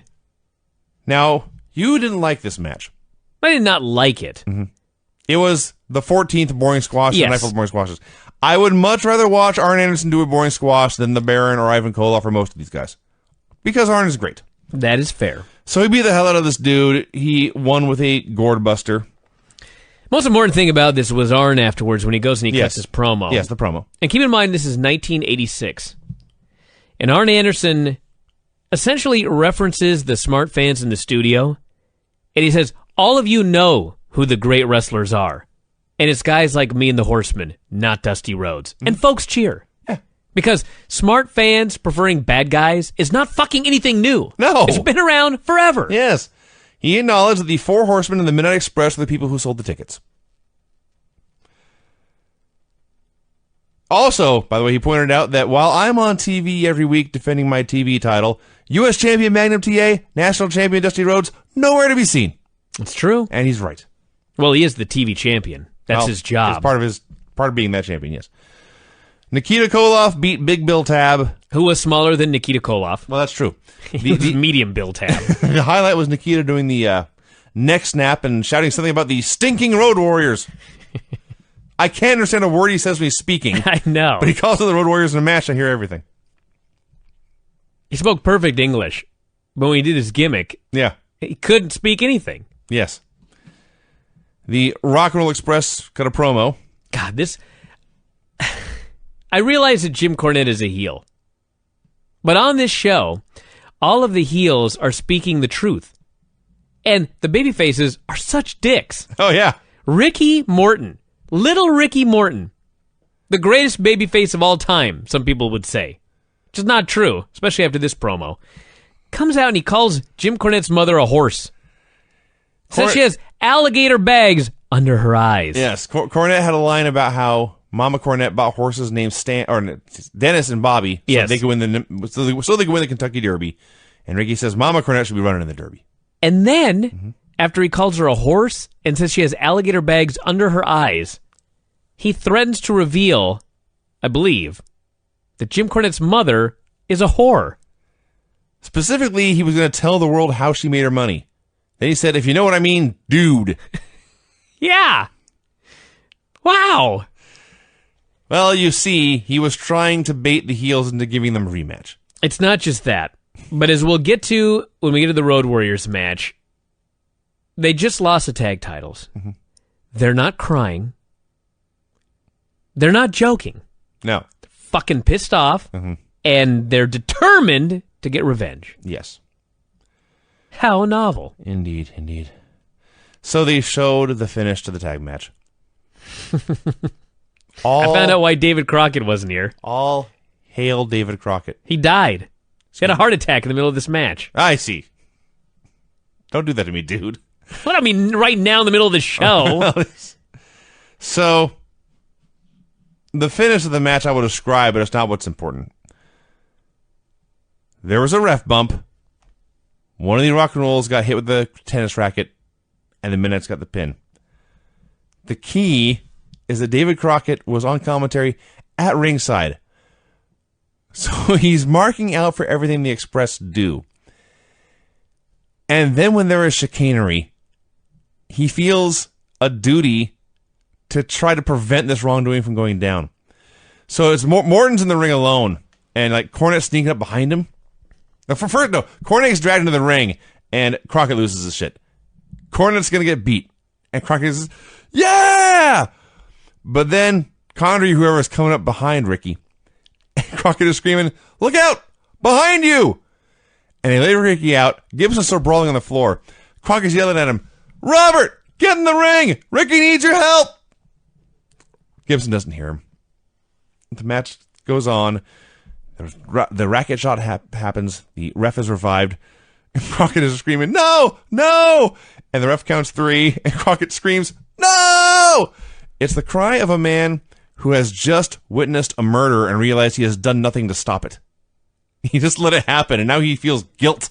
Who the fuck could not love David Crockett? I don't know. I mean...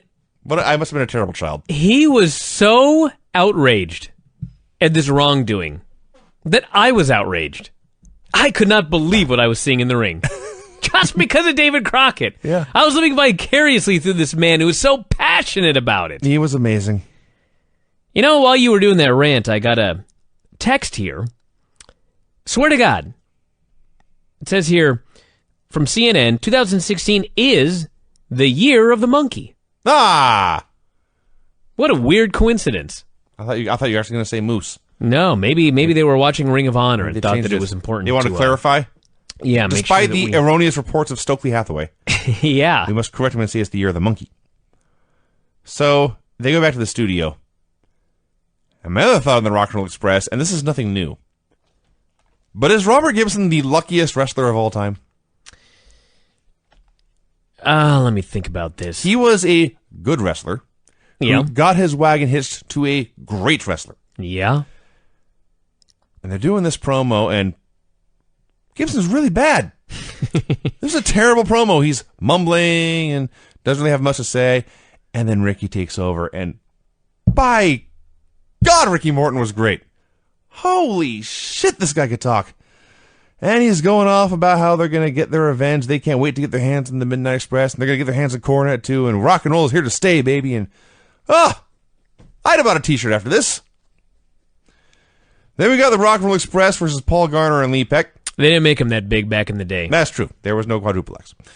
So, we've seen some Rock and Roll Express squashes, and they tend to go long, have a lot of hammer locks, and they just do whatever for a while, and this double drop kick, and then the end. These Rock and Rolls were pissed. They beat the hell out of these dudes. They did not waste time. They won in like 2 minutes. Yeah. They wanted to send a message. Done. And then Cornette and the Midnights came out, and the two teams shouted at each other for a while, and that's how the show went off the air. That show did end with the best segment, that's for sure, but... It ended very well. Yeah. Up to that point, this is one of the worst episodes of the season. Just a lot of squash matches. At least we're going to get the payoff to some of these angles here very quickly, like the Test of Strength. Yes. I cannot wait to see what they do. I don't remember. I have no idea. I have no idea what they do. I wasn't watching then, so... I cannot wait to see what they do for that Test of Strength. There's no way the ball bearing can lose. He's clearly the stronger man. He must be.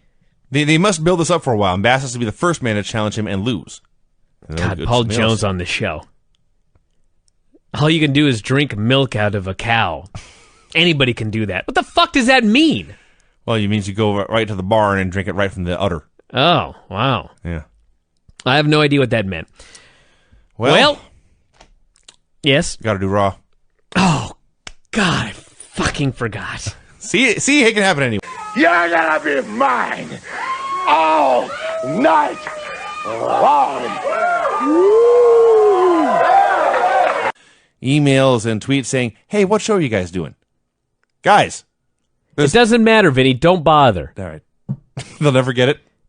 You should see the tweets and stuff that I get. Yeah.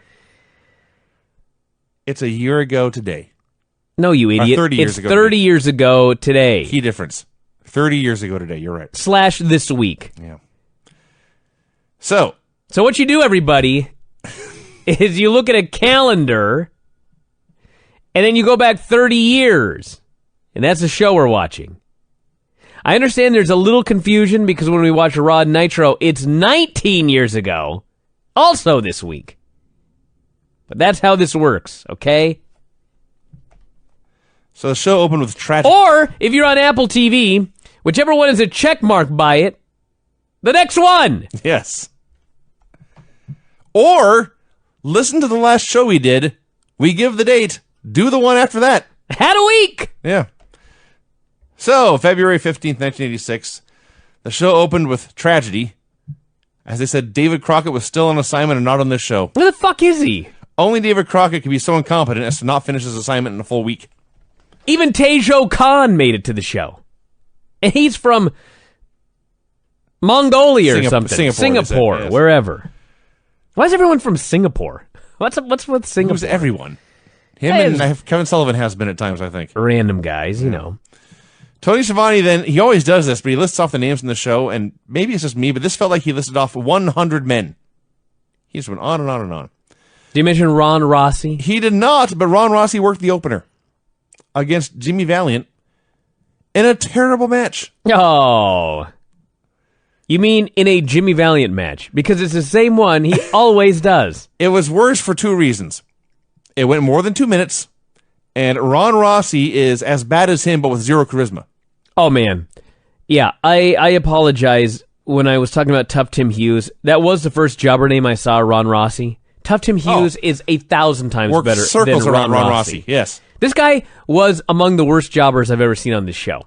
And you must consider the ground that covers. And consider Jimmy Valiant is among the worst wrestlers in the show. Well, the key is Jimmy Valiant doesn't do a goddamn thing. No. It's not like he does complicated spots. No. It's not like he throws you high in the air. He hits you in the neck with his thumb. And that's about it. There's a knee to the belly. And you're supposed to sell this. And this jobber could take none of this offense. No.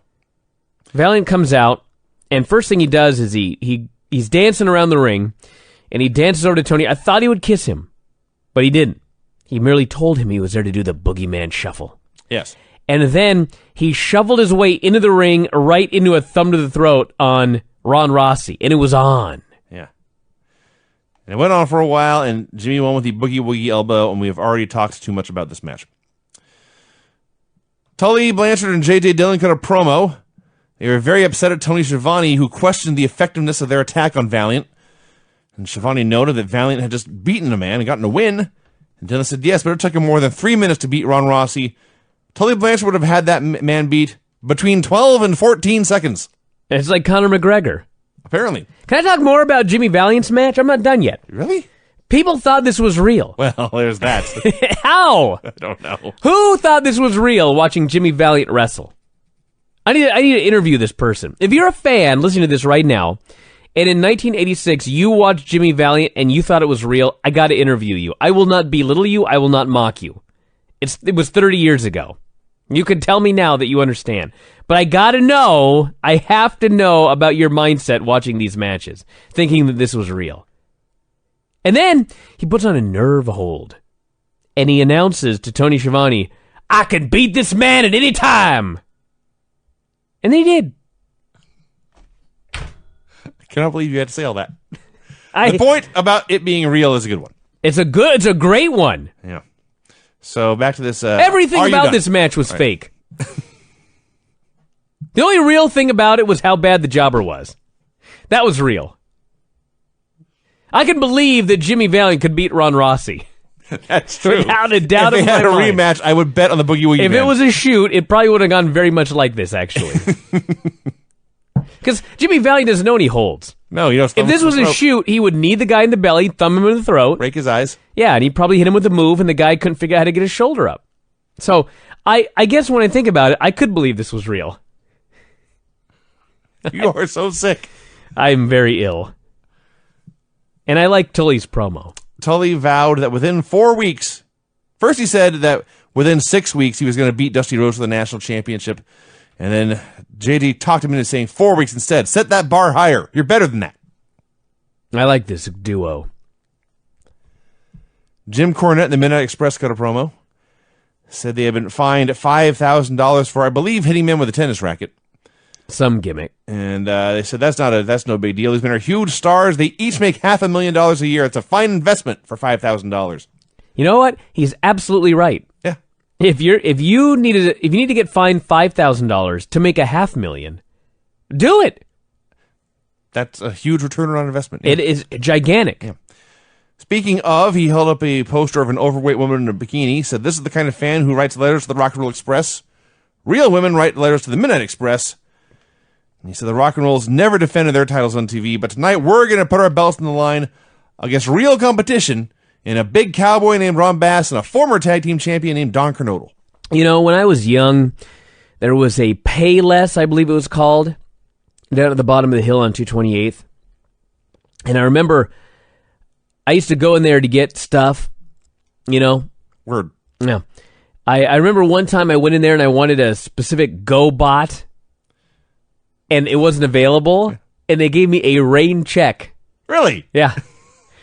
Welcome to a 1985 first world problem. That is amazing, because I remember the exact Payless you're talking about, and I remember when I bought a Transformer there. Yeah. It was Fireflight of the aerial bots. Wow. It was important stuff. I don't remember which GoBot I wanted. I got it, yeah. Oh, go ahead. But anyway, so also there, they had a poster area where they had all these posters. And the posters were all in plastic frames. Like it's like a giant book. You could turn the Exactly. pages. Look at these You posters. turn the Yeah. pages, you turn the poster pages like a book. And if you wanted a poster, there was like a cubby down below. You grabbed the one you wanted. G8. Yeah, G8. I never saw a poster like the one that he had here. When I rifled through those posters at Payless, it was either hot chicks in bikinis or it was cars. I never saw a huge fat woman wearing almost nothing at the Payless down at the bottom of the hill at Kenya Park. All I can say is we never went shopping in Georgia. I guess not. That's all I got. That's where he bought this, I guess.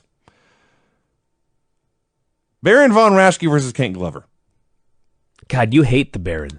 You know, a week or two ago, I called him skinny fat, and you got on my case about he'd beat my ass. And of course he would. Probably, in fact, still today, he would beat my ass. I don't care.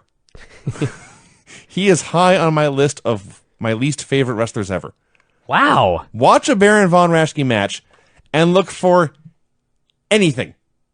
Anything that you couldn't go in your backyard right now and emulate with your friends. That's why he's still around. Well, it is why he's still around, but that's also why he's no fun to watch. Well, this was not the most exciting match. I was mostly watching Kent Glover. It did not help. Kent Glover. To defend the Baron, Kent Glover did not help his case. The Baron's beating on him, and he's beating on him. And finally, he signals for the claw. And everybody goes, ah! And he signals for the claw. And he signals for the claw. And he signals for the claw. And Kent fucking Glover is still on the mat. So the Baron's like, all right, motherfucker, get up. And he lifts the guy up. And he goes to whip him into the ropes for the claw. And he whips him in. And the moment he puts his hand on the guy's head, Kent Glover falls down. And the Baron virtually loses the claw and has to go to the ground with him. And then he lifts him up and he puts the guy's head on his thigh. I guess so you could see the guy's face because Kent fucking Glover's flat on his back. And the guy gives up. It takes a lot of talent to fuck up the claw. You know what? It takes a monumental amount of talent. And Kent Glover figured out how in this particular match right here. He did. Why did he bump for the claw? As I wrote here, Jesus. You're supposed to get the claw to the face, and you start flailing, and then you lose strength, and you collapse to the mat and are beaten. Not Kent Glover. So then Paul Jones did a promo with Von Raschke and his new man. Listen, I know you hate Paul Jones, too. He's a highlight of this show. Oh, yeah. I laugh. I'm amused every time he comes on television. Because he is simultaneously so great and so fucking terrible at the same time. I don't even know how. He's got a new stable. The Baron, Taijo Khan, and the Ball Bearing. The Ball Bearing. Which he fucks up every time. It always makes me laugh. So, yeah. Taijo Khan or Taijo Khan. It's a white guy with a mohawk.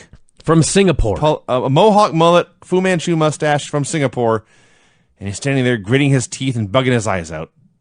And this would not work in 2016. Oh, come on. If you brought up Paul Jones today to be a heel manager, he'd pull it off in WWE. Yeah, I don't know. Can you imagine him with the Wyatts? I've got a new clan. Braun Strawman. Brunsterman. Bronsterman.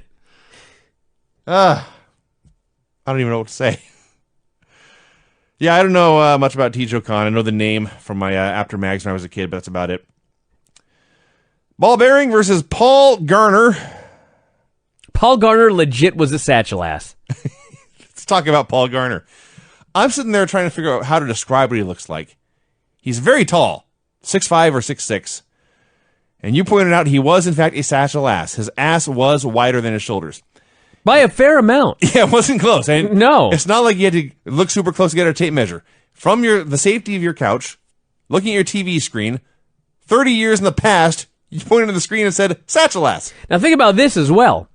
As everybody is well aware, especially people like you, Vinny, black is slimming. That's right. Okay, this man was white. Yes. And he was wearing a black singlet. Uh-huh. So his upper body was white, yes. And his ass was... his hips were black, yeah. And he was still fucking wider than the shoulders. Significantly. So if the man had been nude, he would have legit looked like a giant pear. Oh, what we missed out on. With the longest fucking arms I've ever seen. The longest and skinniest arms I've ever seen. How did this man not win with that reach? So, I'm trying to figure out what he looks like, and he's got brown hair and a beard and just a little bit of a mullet in the back, and I finally realized he looked like somebody took Abe Lincoln's head, put it on Giant Baba's body, and had him get fat. Kinda. That's the best I could do. Now, I wrote that down, and then it turned out to be very, very fitting, because in describing this man like Abe Lincoln, saying he looked like Abe Lincoln, this match may have lasted 420 years. It went on for days. Barbarian press-slammed this man in a terrifying Ball moment. bearing. I apologize. Ball bearing. Press-slammed this man in a terrifying spot, and eventually won with a flying headbutt. The things you need to look out for, first off, when Tony Schiavone channels David Crockett, and Ball Bearing does something, and Tony screams, "Nearly 300 pounds of man!" He's so excited. Yeah. And then, go back and watch when the Ball Bearing stands on Paul Garner. Paul Gardner, all he has to do is lay on his back, and the ball bearing is going to stand on him, and he just has to sell. He doesn't know what to do. So, I can't even explain what he's doing. If I had a 4D ultrasound of my baby just like clawing around in the womb, that's what this guy was doing here. That's all he could think of doing. I'm just gonna like move my hands and like look side to side. That's how I'm gonna sell this. God! This show is hideous so far. And then the Boogie Woogie Man comes out. He does. To kind of save the day. The only man who can successfully pronounce the word barbarian. Yes. The only man in the promotion. Yeah. Who can enunciate this. He then describes all of Jones's men. He's listing them off one by one. The Barbarian from parts unknown. Baron von Raschke from Germany. Raschke. And now Taijo Khan from Singapore. Actually, he didn't know where he was from. He had to ask Tony. He did ask Tony, and Tony had to think about it. But he got them all out there, and he says, as far as I'm concerned, they're all bald-headed geeks. Yeah. And he shouted that 2 or 3 times, and he left. Bald-headed geeks. Technically, the only one of them is bald. The other 2 have mohawks. I did like that twice he asked Tony if he knew where he was coming from, and Tony lied both times. I had no idea where he was coming from. Tully Blanchard versus Ray Traylor. I gotta say, Ray Traylor was wearing a singlet this time. Last time he was topless. Mm-hmm. I have no other way to describe it. It's accurate. Tits everywhere. This week he had his singlet on, and he looked less terrible than the last time we saw him. So that's a positive. He looked less terrible. He actually, physically, he looked, in this singlet, he looked like King Kong Bundy with hair. Kinda, yeah. So he looked much better than the deer in the headlights guy we saw 2-3 weeks ago, probably. But anyway, Tully Blanchard was awesome. This was the best match in the show, and I realized that's the lowest praise. What? No. The Midnight Express match was much better. Tully Blanchard said, I am the veteran, wily, skilled technician. Ray Traylor is younger, bigger, and stronger than me, but I'm going to take him down with skill and wear him out. I'm going to wear out the bigger, stronger man. So he took him down with like amateur holds and was smothering him. And he was making Ray fight out of things. He was making Ray fight to his feet. He put Ray in a front face lock and Ray pushes him in the corner until he made him fight out of that. And he wears him down and wears him down and wears him down. And finally he grabs the big guy and he busts out the slingshot suplex and pins him. And he hits this giant move and the big man, he pumps his fist like, yes, I got that fucker up. And he pinned him. A well-earned victory by Tully Blanchard here. This was a squash match, but it was still different than every other squash match on the show. Maybe I got to watch this again or something. I got a lot out of this. Okay, so you're not wrong for the most part, but they had some spots where I think that Traylor was like supposed to fight out, but he didn't really know what he was supposed to do, and he wasn't being helped by his opponent. And it wasn't like a shoot, but it did look out of control. It looked, yeah. Like they couldn't decide what they should be doing when. They were not on the same page. And eventually, after all of this stuff, they just started over. And they stood across from each other, and they locked up, and then he just grabbed him in his slingshot suplex and won. I was not as sold on this as you were. I see. I just thought it was weird. Maybe that's why I liked it, because it was different. Your wife's cooking a steak, and it smells tremendous. Don't remind me. They brought in... Feet of cold. They I'm brought having so much ice cream and chips and ribeye tonight. They brought in Jim Crockett to talk about the Crockett Cup, as well as the big gold belt. Not the exact term they used, but they talk about the gold and sapphires and rubies and diamonds and silver all over this thing. $30,000, they said. Yep, Flair's got a new championship that he's going to be walking around with. Debuting on TV soon. You know what I liked, though? They said, if you see Flair, you're going to see the new belt. Meaning, you got to go to the house shows. Yes. You got to go to the live events if you want to see this belt, because it's not going to be on TV yet. Mm-hmm. That was awesome. Also awesome, he was talking about the Crockett Cup, the tag team tournament held to honor his father. Said cities from all over the world were bidding to have this event in their town. Getting offers from as far away as Tokyo, Japan, wanting to put this on. However, Jim Crockett here, in his opinion, thought it should be in either Charlotte, Greensboro, or Atlanta. Maybe that's where David Crockett's at. He's out trying to arrange bids for the Crockett Cup. That is as good a suggestion as anything I've heard. Ron Garvin versus Art Pritz.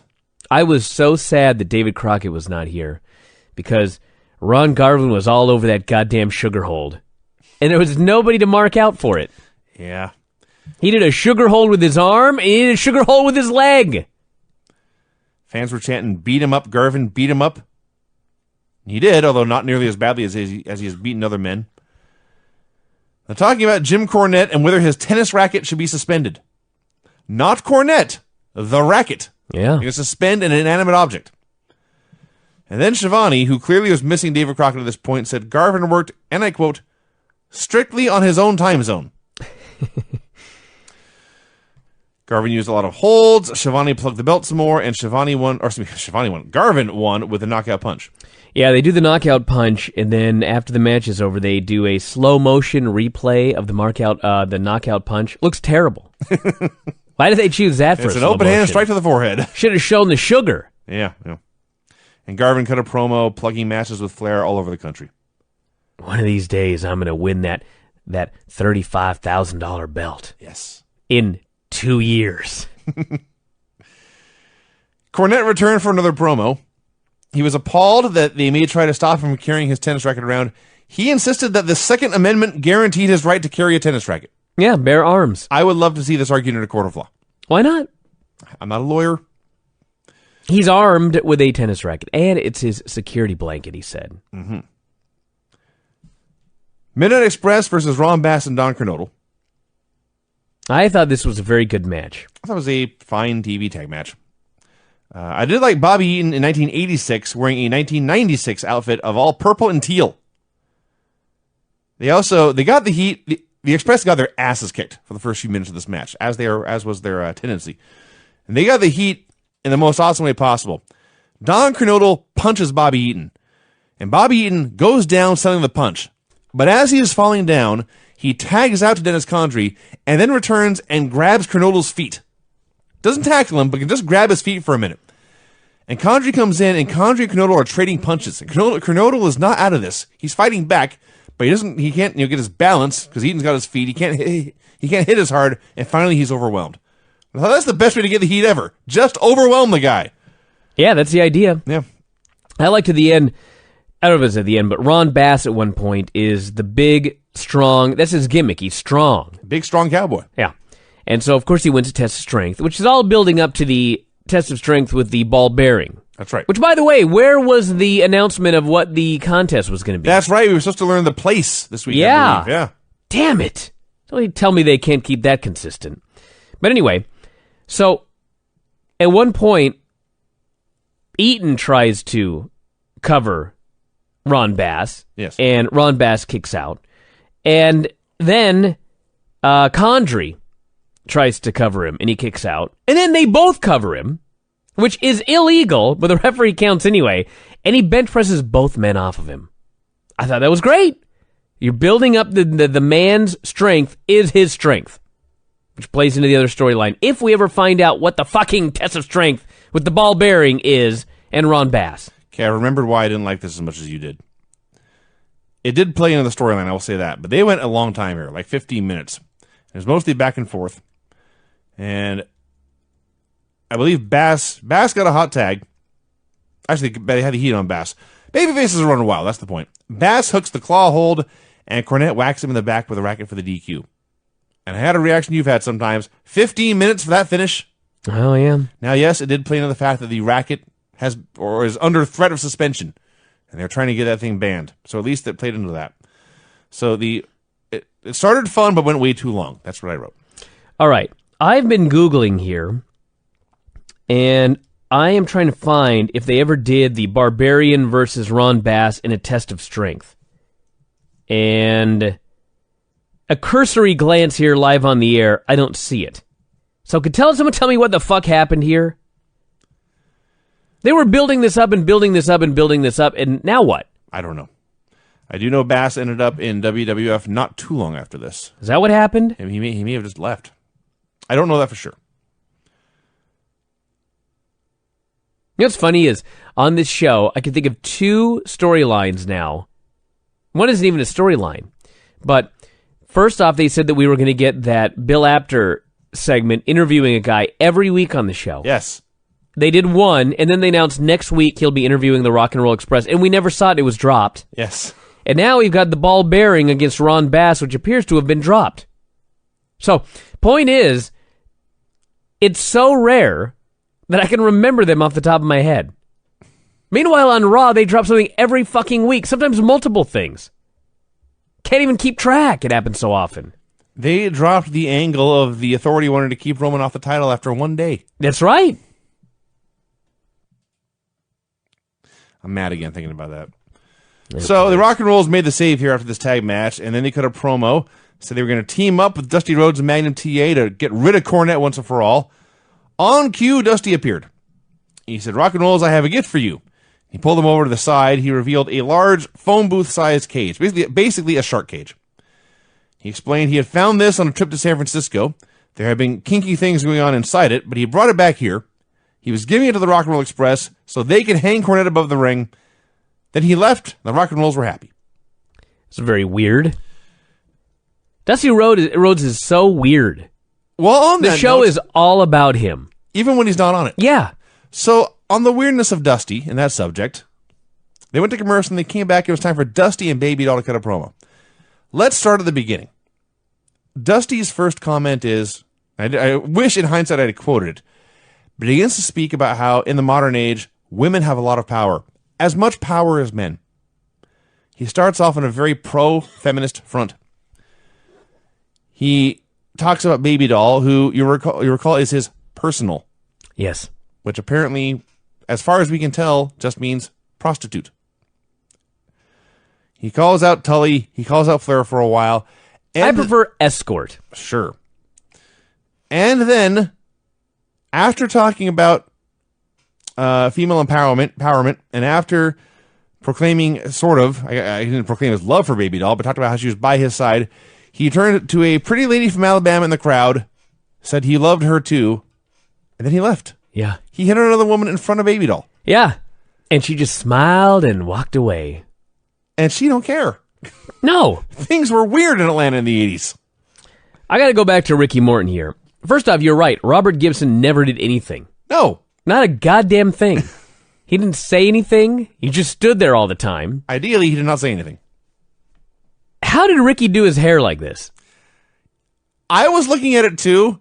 He's got a mullet. He's got a bowl cut mullet. It appears to be straightened in the back. Uh-huh. His bangs go down to his eyebrows, also straightened. But the top is spiked. The top is spiked. The other and thing, he just worked. And he just worked. The other thing you're overlooking is his bangs hang down almost to his eyebrows, but they're not even. He probably cut them himself. I was going to say, there's a non-zero chance he cut his own hair. Yeah. So, the Rock and Roll Express then had a match against Larry Clark and Bob Owens. Nothing in the match itself was remarkable, but a lot that went on during it was. First of all, they found the woman Dusty liked, and they put her on screen. And throughout the show, all the time, they will find good-looking women in the crowd and put them on camera because why not? Every other show does this as well. This one time, they picked this woman out of the crowd, they put her on TV in a close-up, and they busted out a graphic. Yeah. And the graphic read, quote, "Pretty lady from Alabama." Yes. And then Tony Schiavone starts laughing. Yeah. She was pretty. Yeah. There's more. Tully is giving out the number to call for ticket reservations. Then he starts thanking all the groups that have come out today, this church group and that church group and this boys club and whatever. Then he says, "Folks, I've been informed that a minute ago I gave you the wrong number for ticket reservations. The real number is this. We got it on the screen now. Between the Pretty Lady from Alabama and the church groups and the wrong number, keep in mind, this is a nationally broadcast television show. Yeah. It felt like public access. That's basically what it was at this point. Honestly, it's not that too far off. The Rock and Rolls won with a double dropkick. We had just as good a graphics in the Youth Wrestling Federation I'm sure you in did. 1995 on Public Access Channel 29 in Seattle. Yeah. And better matches than half of them on this show, I might add. This show for sure. There was no YWF match that was worse than Jimmy Valiant versus Ron Rossi. No. Fucking guaranteed. Ivan and Nikita Koloff got a promo, along with their six-man championship trophy. I love trophies in wrestling. I'm so sad that WWE doesn't do trophies. It works. Okay, here's the real reason. Although, there's actually, considering they travel a ring around the country, this doesn't hold up. But It's easier to do a trophy when you can just leave it in the studio for a week and bring it back out than when you're carrying it around the country. Although, yes, with all the cameras and other stuff. Dude, people have to carry belts. I'd rather carry a belt than a trophy. Those things are fucking heavy, Vince. They will fit in a bag. You could put a trophy in a carry-on. Did you see this trophy? Well, here's the thing. So there's a desk that Tony's in front of, and at first they put the trophy on the desk, yes, and the trophy looked 10 feet tall. Yes. But then Ivan went and put it on the ground. It was not quite that Still tall. 4 feet tall. It was a 4-foot trophy. Anyway, they promised that Crusher Khrushchev... You don't have to buy it a seat on the airplane. I don't think. You'd have to check it at least. You might have to check it. So they promised that Crusher Khrushchev would return soon for revenge against the Road Warriors. They ran down Magnum TA as a liar and a cheat. And this was interesting because Magnum was watching from the ring. Yeah. Then came the best part. They had received word from the Kremlin. Yeah, from the Kremlin. That after today, Nikita Koloff would not be wrestling on TV until Magnum agreed to face him in a U.S. title match. That's right. So Ivan made all these announcements. Then they gave Nikita the microphone. I understood 0 words of what he said. I did not understand a goddamn word he said except for Magnum. I have no idea what he was talking about. None. This led to Magnum TA versus Lee Peak. Ivan Koloff was a great promo. Ivan Koloff deserves to be in the Hall of Fame. He's great. I thought he was. He is. Oh. Well, there you go. I'm saying he deserves it. I see. Because he wasn't until this year, if I recall correctly. Okay. Is Lee Peak in the Hall of Fame? Fuck no. He doesn't deserve it. God, Lee Peak. Let's talk about this guy. First off, total jobber. He looks like a jobber, and the jobbers always have such jobber names. Lee Peak. Lee Peak. P-E-E-K. Not even like P-E-A-K. Not like the apex. I'm the summit. I'm the top Lee. Yeah. He's just Lee. I'm the Lee that I'm a voyeur. The alpha what? Lee Peak. I see. The voyeur, Lee Peak. I can only imagine those skits. He looked like it. He looked like a stereotypical voyeur. Magnum won in seconds with the belly to belly. The highlight was Tony Schiavone referring to Magnum TA as Magnumus. Yeah, Magnumus. Apparently that's his full name. Magnumus Terry Allen. Magnum for short. I should ask it Magnus. I guess that's Magnus, not Magnum. Never mind. So Magnumus then cut a promo on all the Russians, vowed that no commie was going to beat him and take the belt back to Russia. Not you or any other commie is going to put me down and take that title back to Russia. I got to say, it was a really great promo, but Magnum was missing something. Yeah. I have no idea what it was. I can't put my finger on it, but he's missing something. Like if it were my promotion, this guy's always going to be a main eventer, but he's not going to be the guy. He will always be a bottom of the top guy. He'll be a good U.S. champion. Yes. He will challenge for my world title many times. Yeah. Probably won't win it. I don't even know what it was. Maybe he just needed more seasoning. Sure. Like Sam Houston. Well, that was our next match. Arn Anderson versus Sam Houston in a TV champion versus Mid-Atlantic champion match. Let me tell you how great Arn Anderson is. Okay. I can talk about this all day. He took Sam fucking Houston, and they had a really, really, really good match. He carried this guy like you carry a guy. Like there was never that moment where you thought, Sam Houston really is not very good. He's very green. Sam Houston looked great in this match. Now, the one thing I will say is, I expected more action in a 10-minute time limit match. Yeah. There was a lot of holds. Yeah. Arn worked over his arm forever. Well, there was a story there. I mean, he would have anyway. But as they explained, the Andersons had broken Houston's arm in 1985. So he was working over the same arm injury. You were not impressed. I can see your face. It's just, I don't know. Yeah. They had 10 minutes and Arn was so fucking great. They could, and when they weren't working over the arm, it was good. This was not the most exciting match I ever saw. I understand your point. It was. I mean, I had more fun in the 2-minute Tully match than this. But Arn did a great job, not only of carrying the very green Sam Houston, but he was so good at pacing a match, so it always built throughout. He didn't shoot his wad in the first 2 minutes and then leave a dead crowd. Must we after that Sunny song? That's a bad choice of words. You know, let me tell you how to carry a man as a former wrestler. You take a guy like Sam Houston, and you think, what can he do well? All right, well, we're going to do a lot of that. What can he not do? All right, well, we're not going to do any of that. It's not fucking hard. People make it hard, but it's not. So Arn went in there, and he did only what Sam Houston was able to do. Sam Houston takes some decent bumps. Gave him a shoulder tackle. The guy took a very believable flip bump. Does some decent jumping. Can lay on the mat and sell his shoulder. He did nothing the guy was physically unable to do. That's right. He got a good match out of him. And then, what a finish. This finish was 90% sure it was not the plan, but I don't care. It worked out better than most finishes anyway. I think it was the plan. I think Arn thought, I'll bet you anything, if this guy tries to do a high cross, and I duck, and he gets tangled in the ropes, it'll look like he fucking killed himself. And he was right. Arn ducked a body press. Houston went flying through the air. He hit the ropes live, and then later they showed it in slow-mo, and it looked even worse. It looked like he broke his neck and both arms and crushed himself. Yeah. Never seen such violence on a Saturday afternoon. So he hits the ropes. He destroys everything. It looked like cheese versus cheese grater. It did. That's what it looked like. It did. His limp body landed in pieces on the mat. Arn dropped a knee. Not like a jumping knee or He didn't need to. AJ Styles scissor knee. It was just to be a dick. He stood over him, dropped a very basic knee, and then pinned him. Yeah. Which is why that leads me to think it was that maybe not the plan. But here's another thing. If you're doing a match and something happens that looks like it fucking killed the guy, it doesn't matter if you've got 3 minutes worth of moves left to do. Pin him! Yes. When I saw this on television, I shrieked. I went, oh my God, he's dead. And then that was the finish. I thought for sure it was Arn, the World TV Champion, versus Sam Houston, the Mid-Atlantic Champion, with a 10-minute TV time limit. It should have been 20, right? But they said 10. It doesn't fucking matter. Yeah. I thought, okay, well, it's going to be a draw.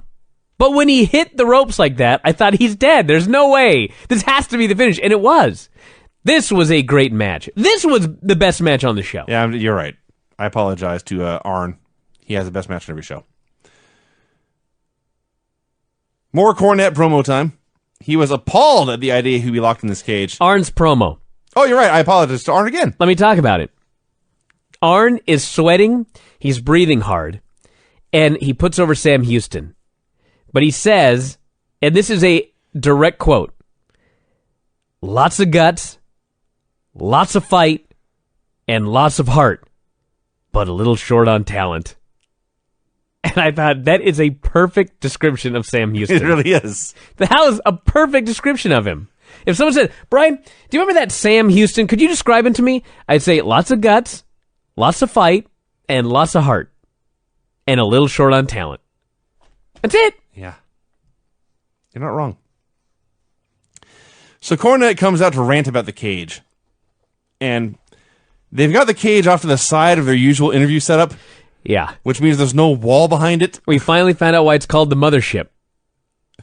God. These two fucking aliens walked by behind the cage. What actually happened, everyone? No! Someone... Graves. Now, I don't know who or why.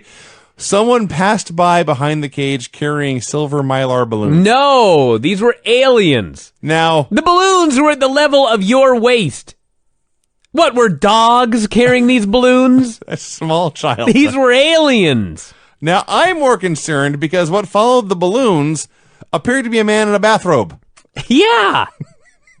That's the tall gray. I guess. Or one gray on top of another shoulders disguised as a human. Yeah. Yes. So Cornette ran his mouth for a while and finally stormed off.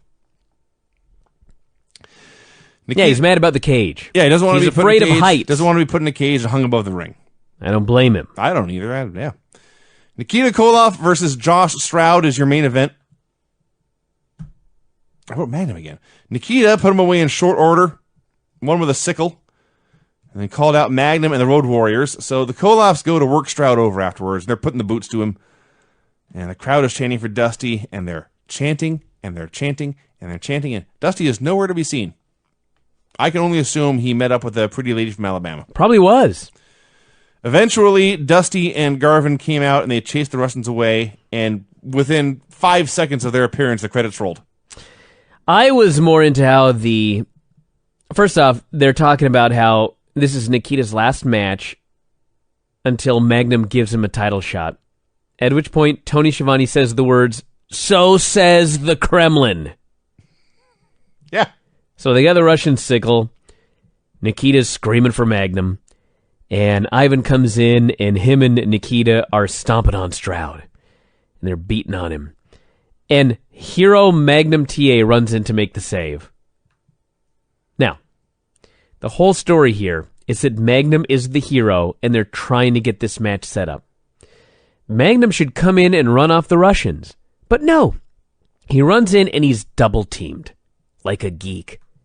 And Big Dust has to come out and make the save. The show all about him again. Oh, yeah. And that's when the credits rolled, is noted. Yeah.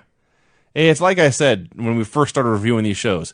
If you have found Triple H's ability to put himself over the past decade annoying, he's got nothing on Dusty. Nothing. Nothing. No, you watch this show for a while, and it's like, wow. The stories are true. It's all about Dusty. It's all about Big Dust. He's the main guy. Always.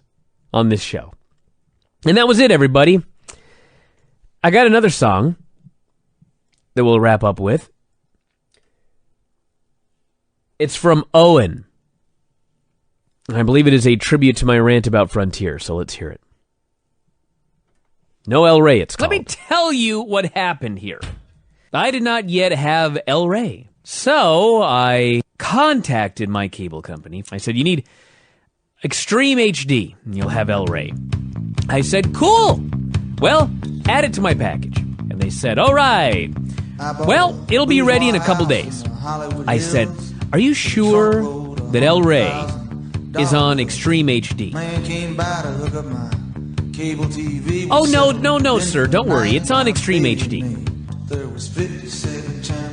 No El Rey.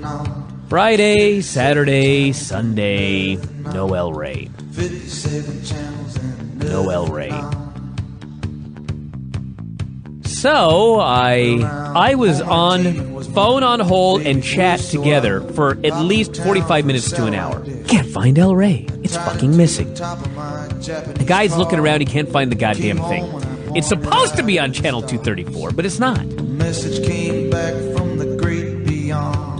Friday, Saturday, Sunday, no El Rey. No El Rey. He goes, I'm going to restart the box. He restarts the fucking box. Go try it again. I run downstairs, I come back up. Still not working. I run downstairs, I change a channel, I change it back, it's still not on. Come back up. Let me reboot it again. Go back downstairs. Still not working. Come back upstairs. Change the fucking channel. I go back downstairs. Still not working. Seriously ran up and down the stairs like 25 times. Hold on, and I wait, and I wait, and I wait. And as God is my fucking witness, this guy comes back and he goes, no El Rey. What's the name of the channel? A Spanish tier, you say. He's like, can you spell it for me? Very calmly, I say, no more. They can have their fucking El Rey, and I will continue to watch this show through alternative means. I want one fucking channel. And at that point, I just fucking hung up the phone, and I was done. No El Rey. No El Rey. You know what's funny about that song is I have 570 fucking channels in No El Rey. The idea that 57 channels would be a lot. I have 700 plus channels. I watch 20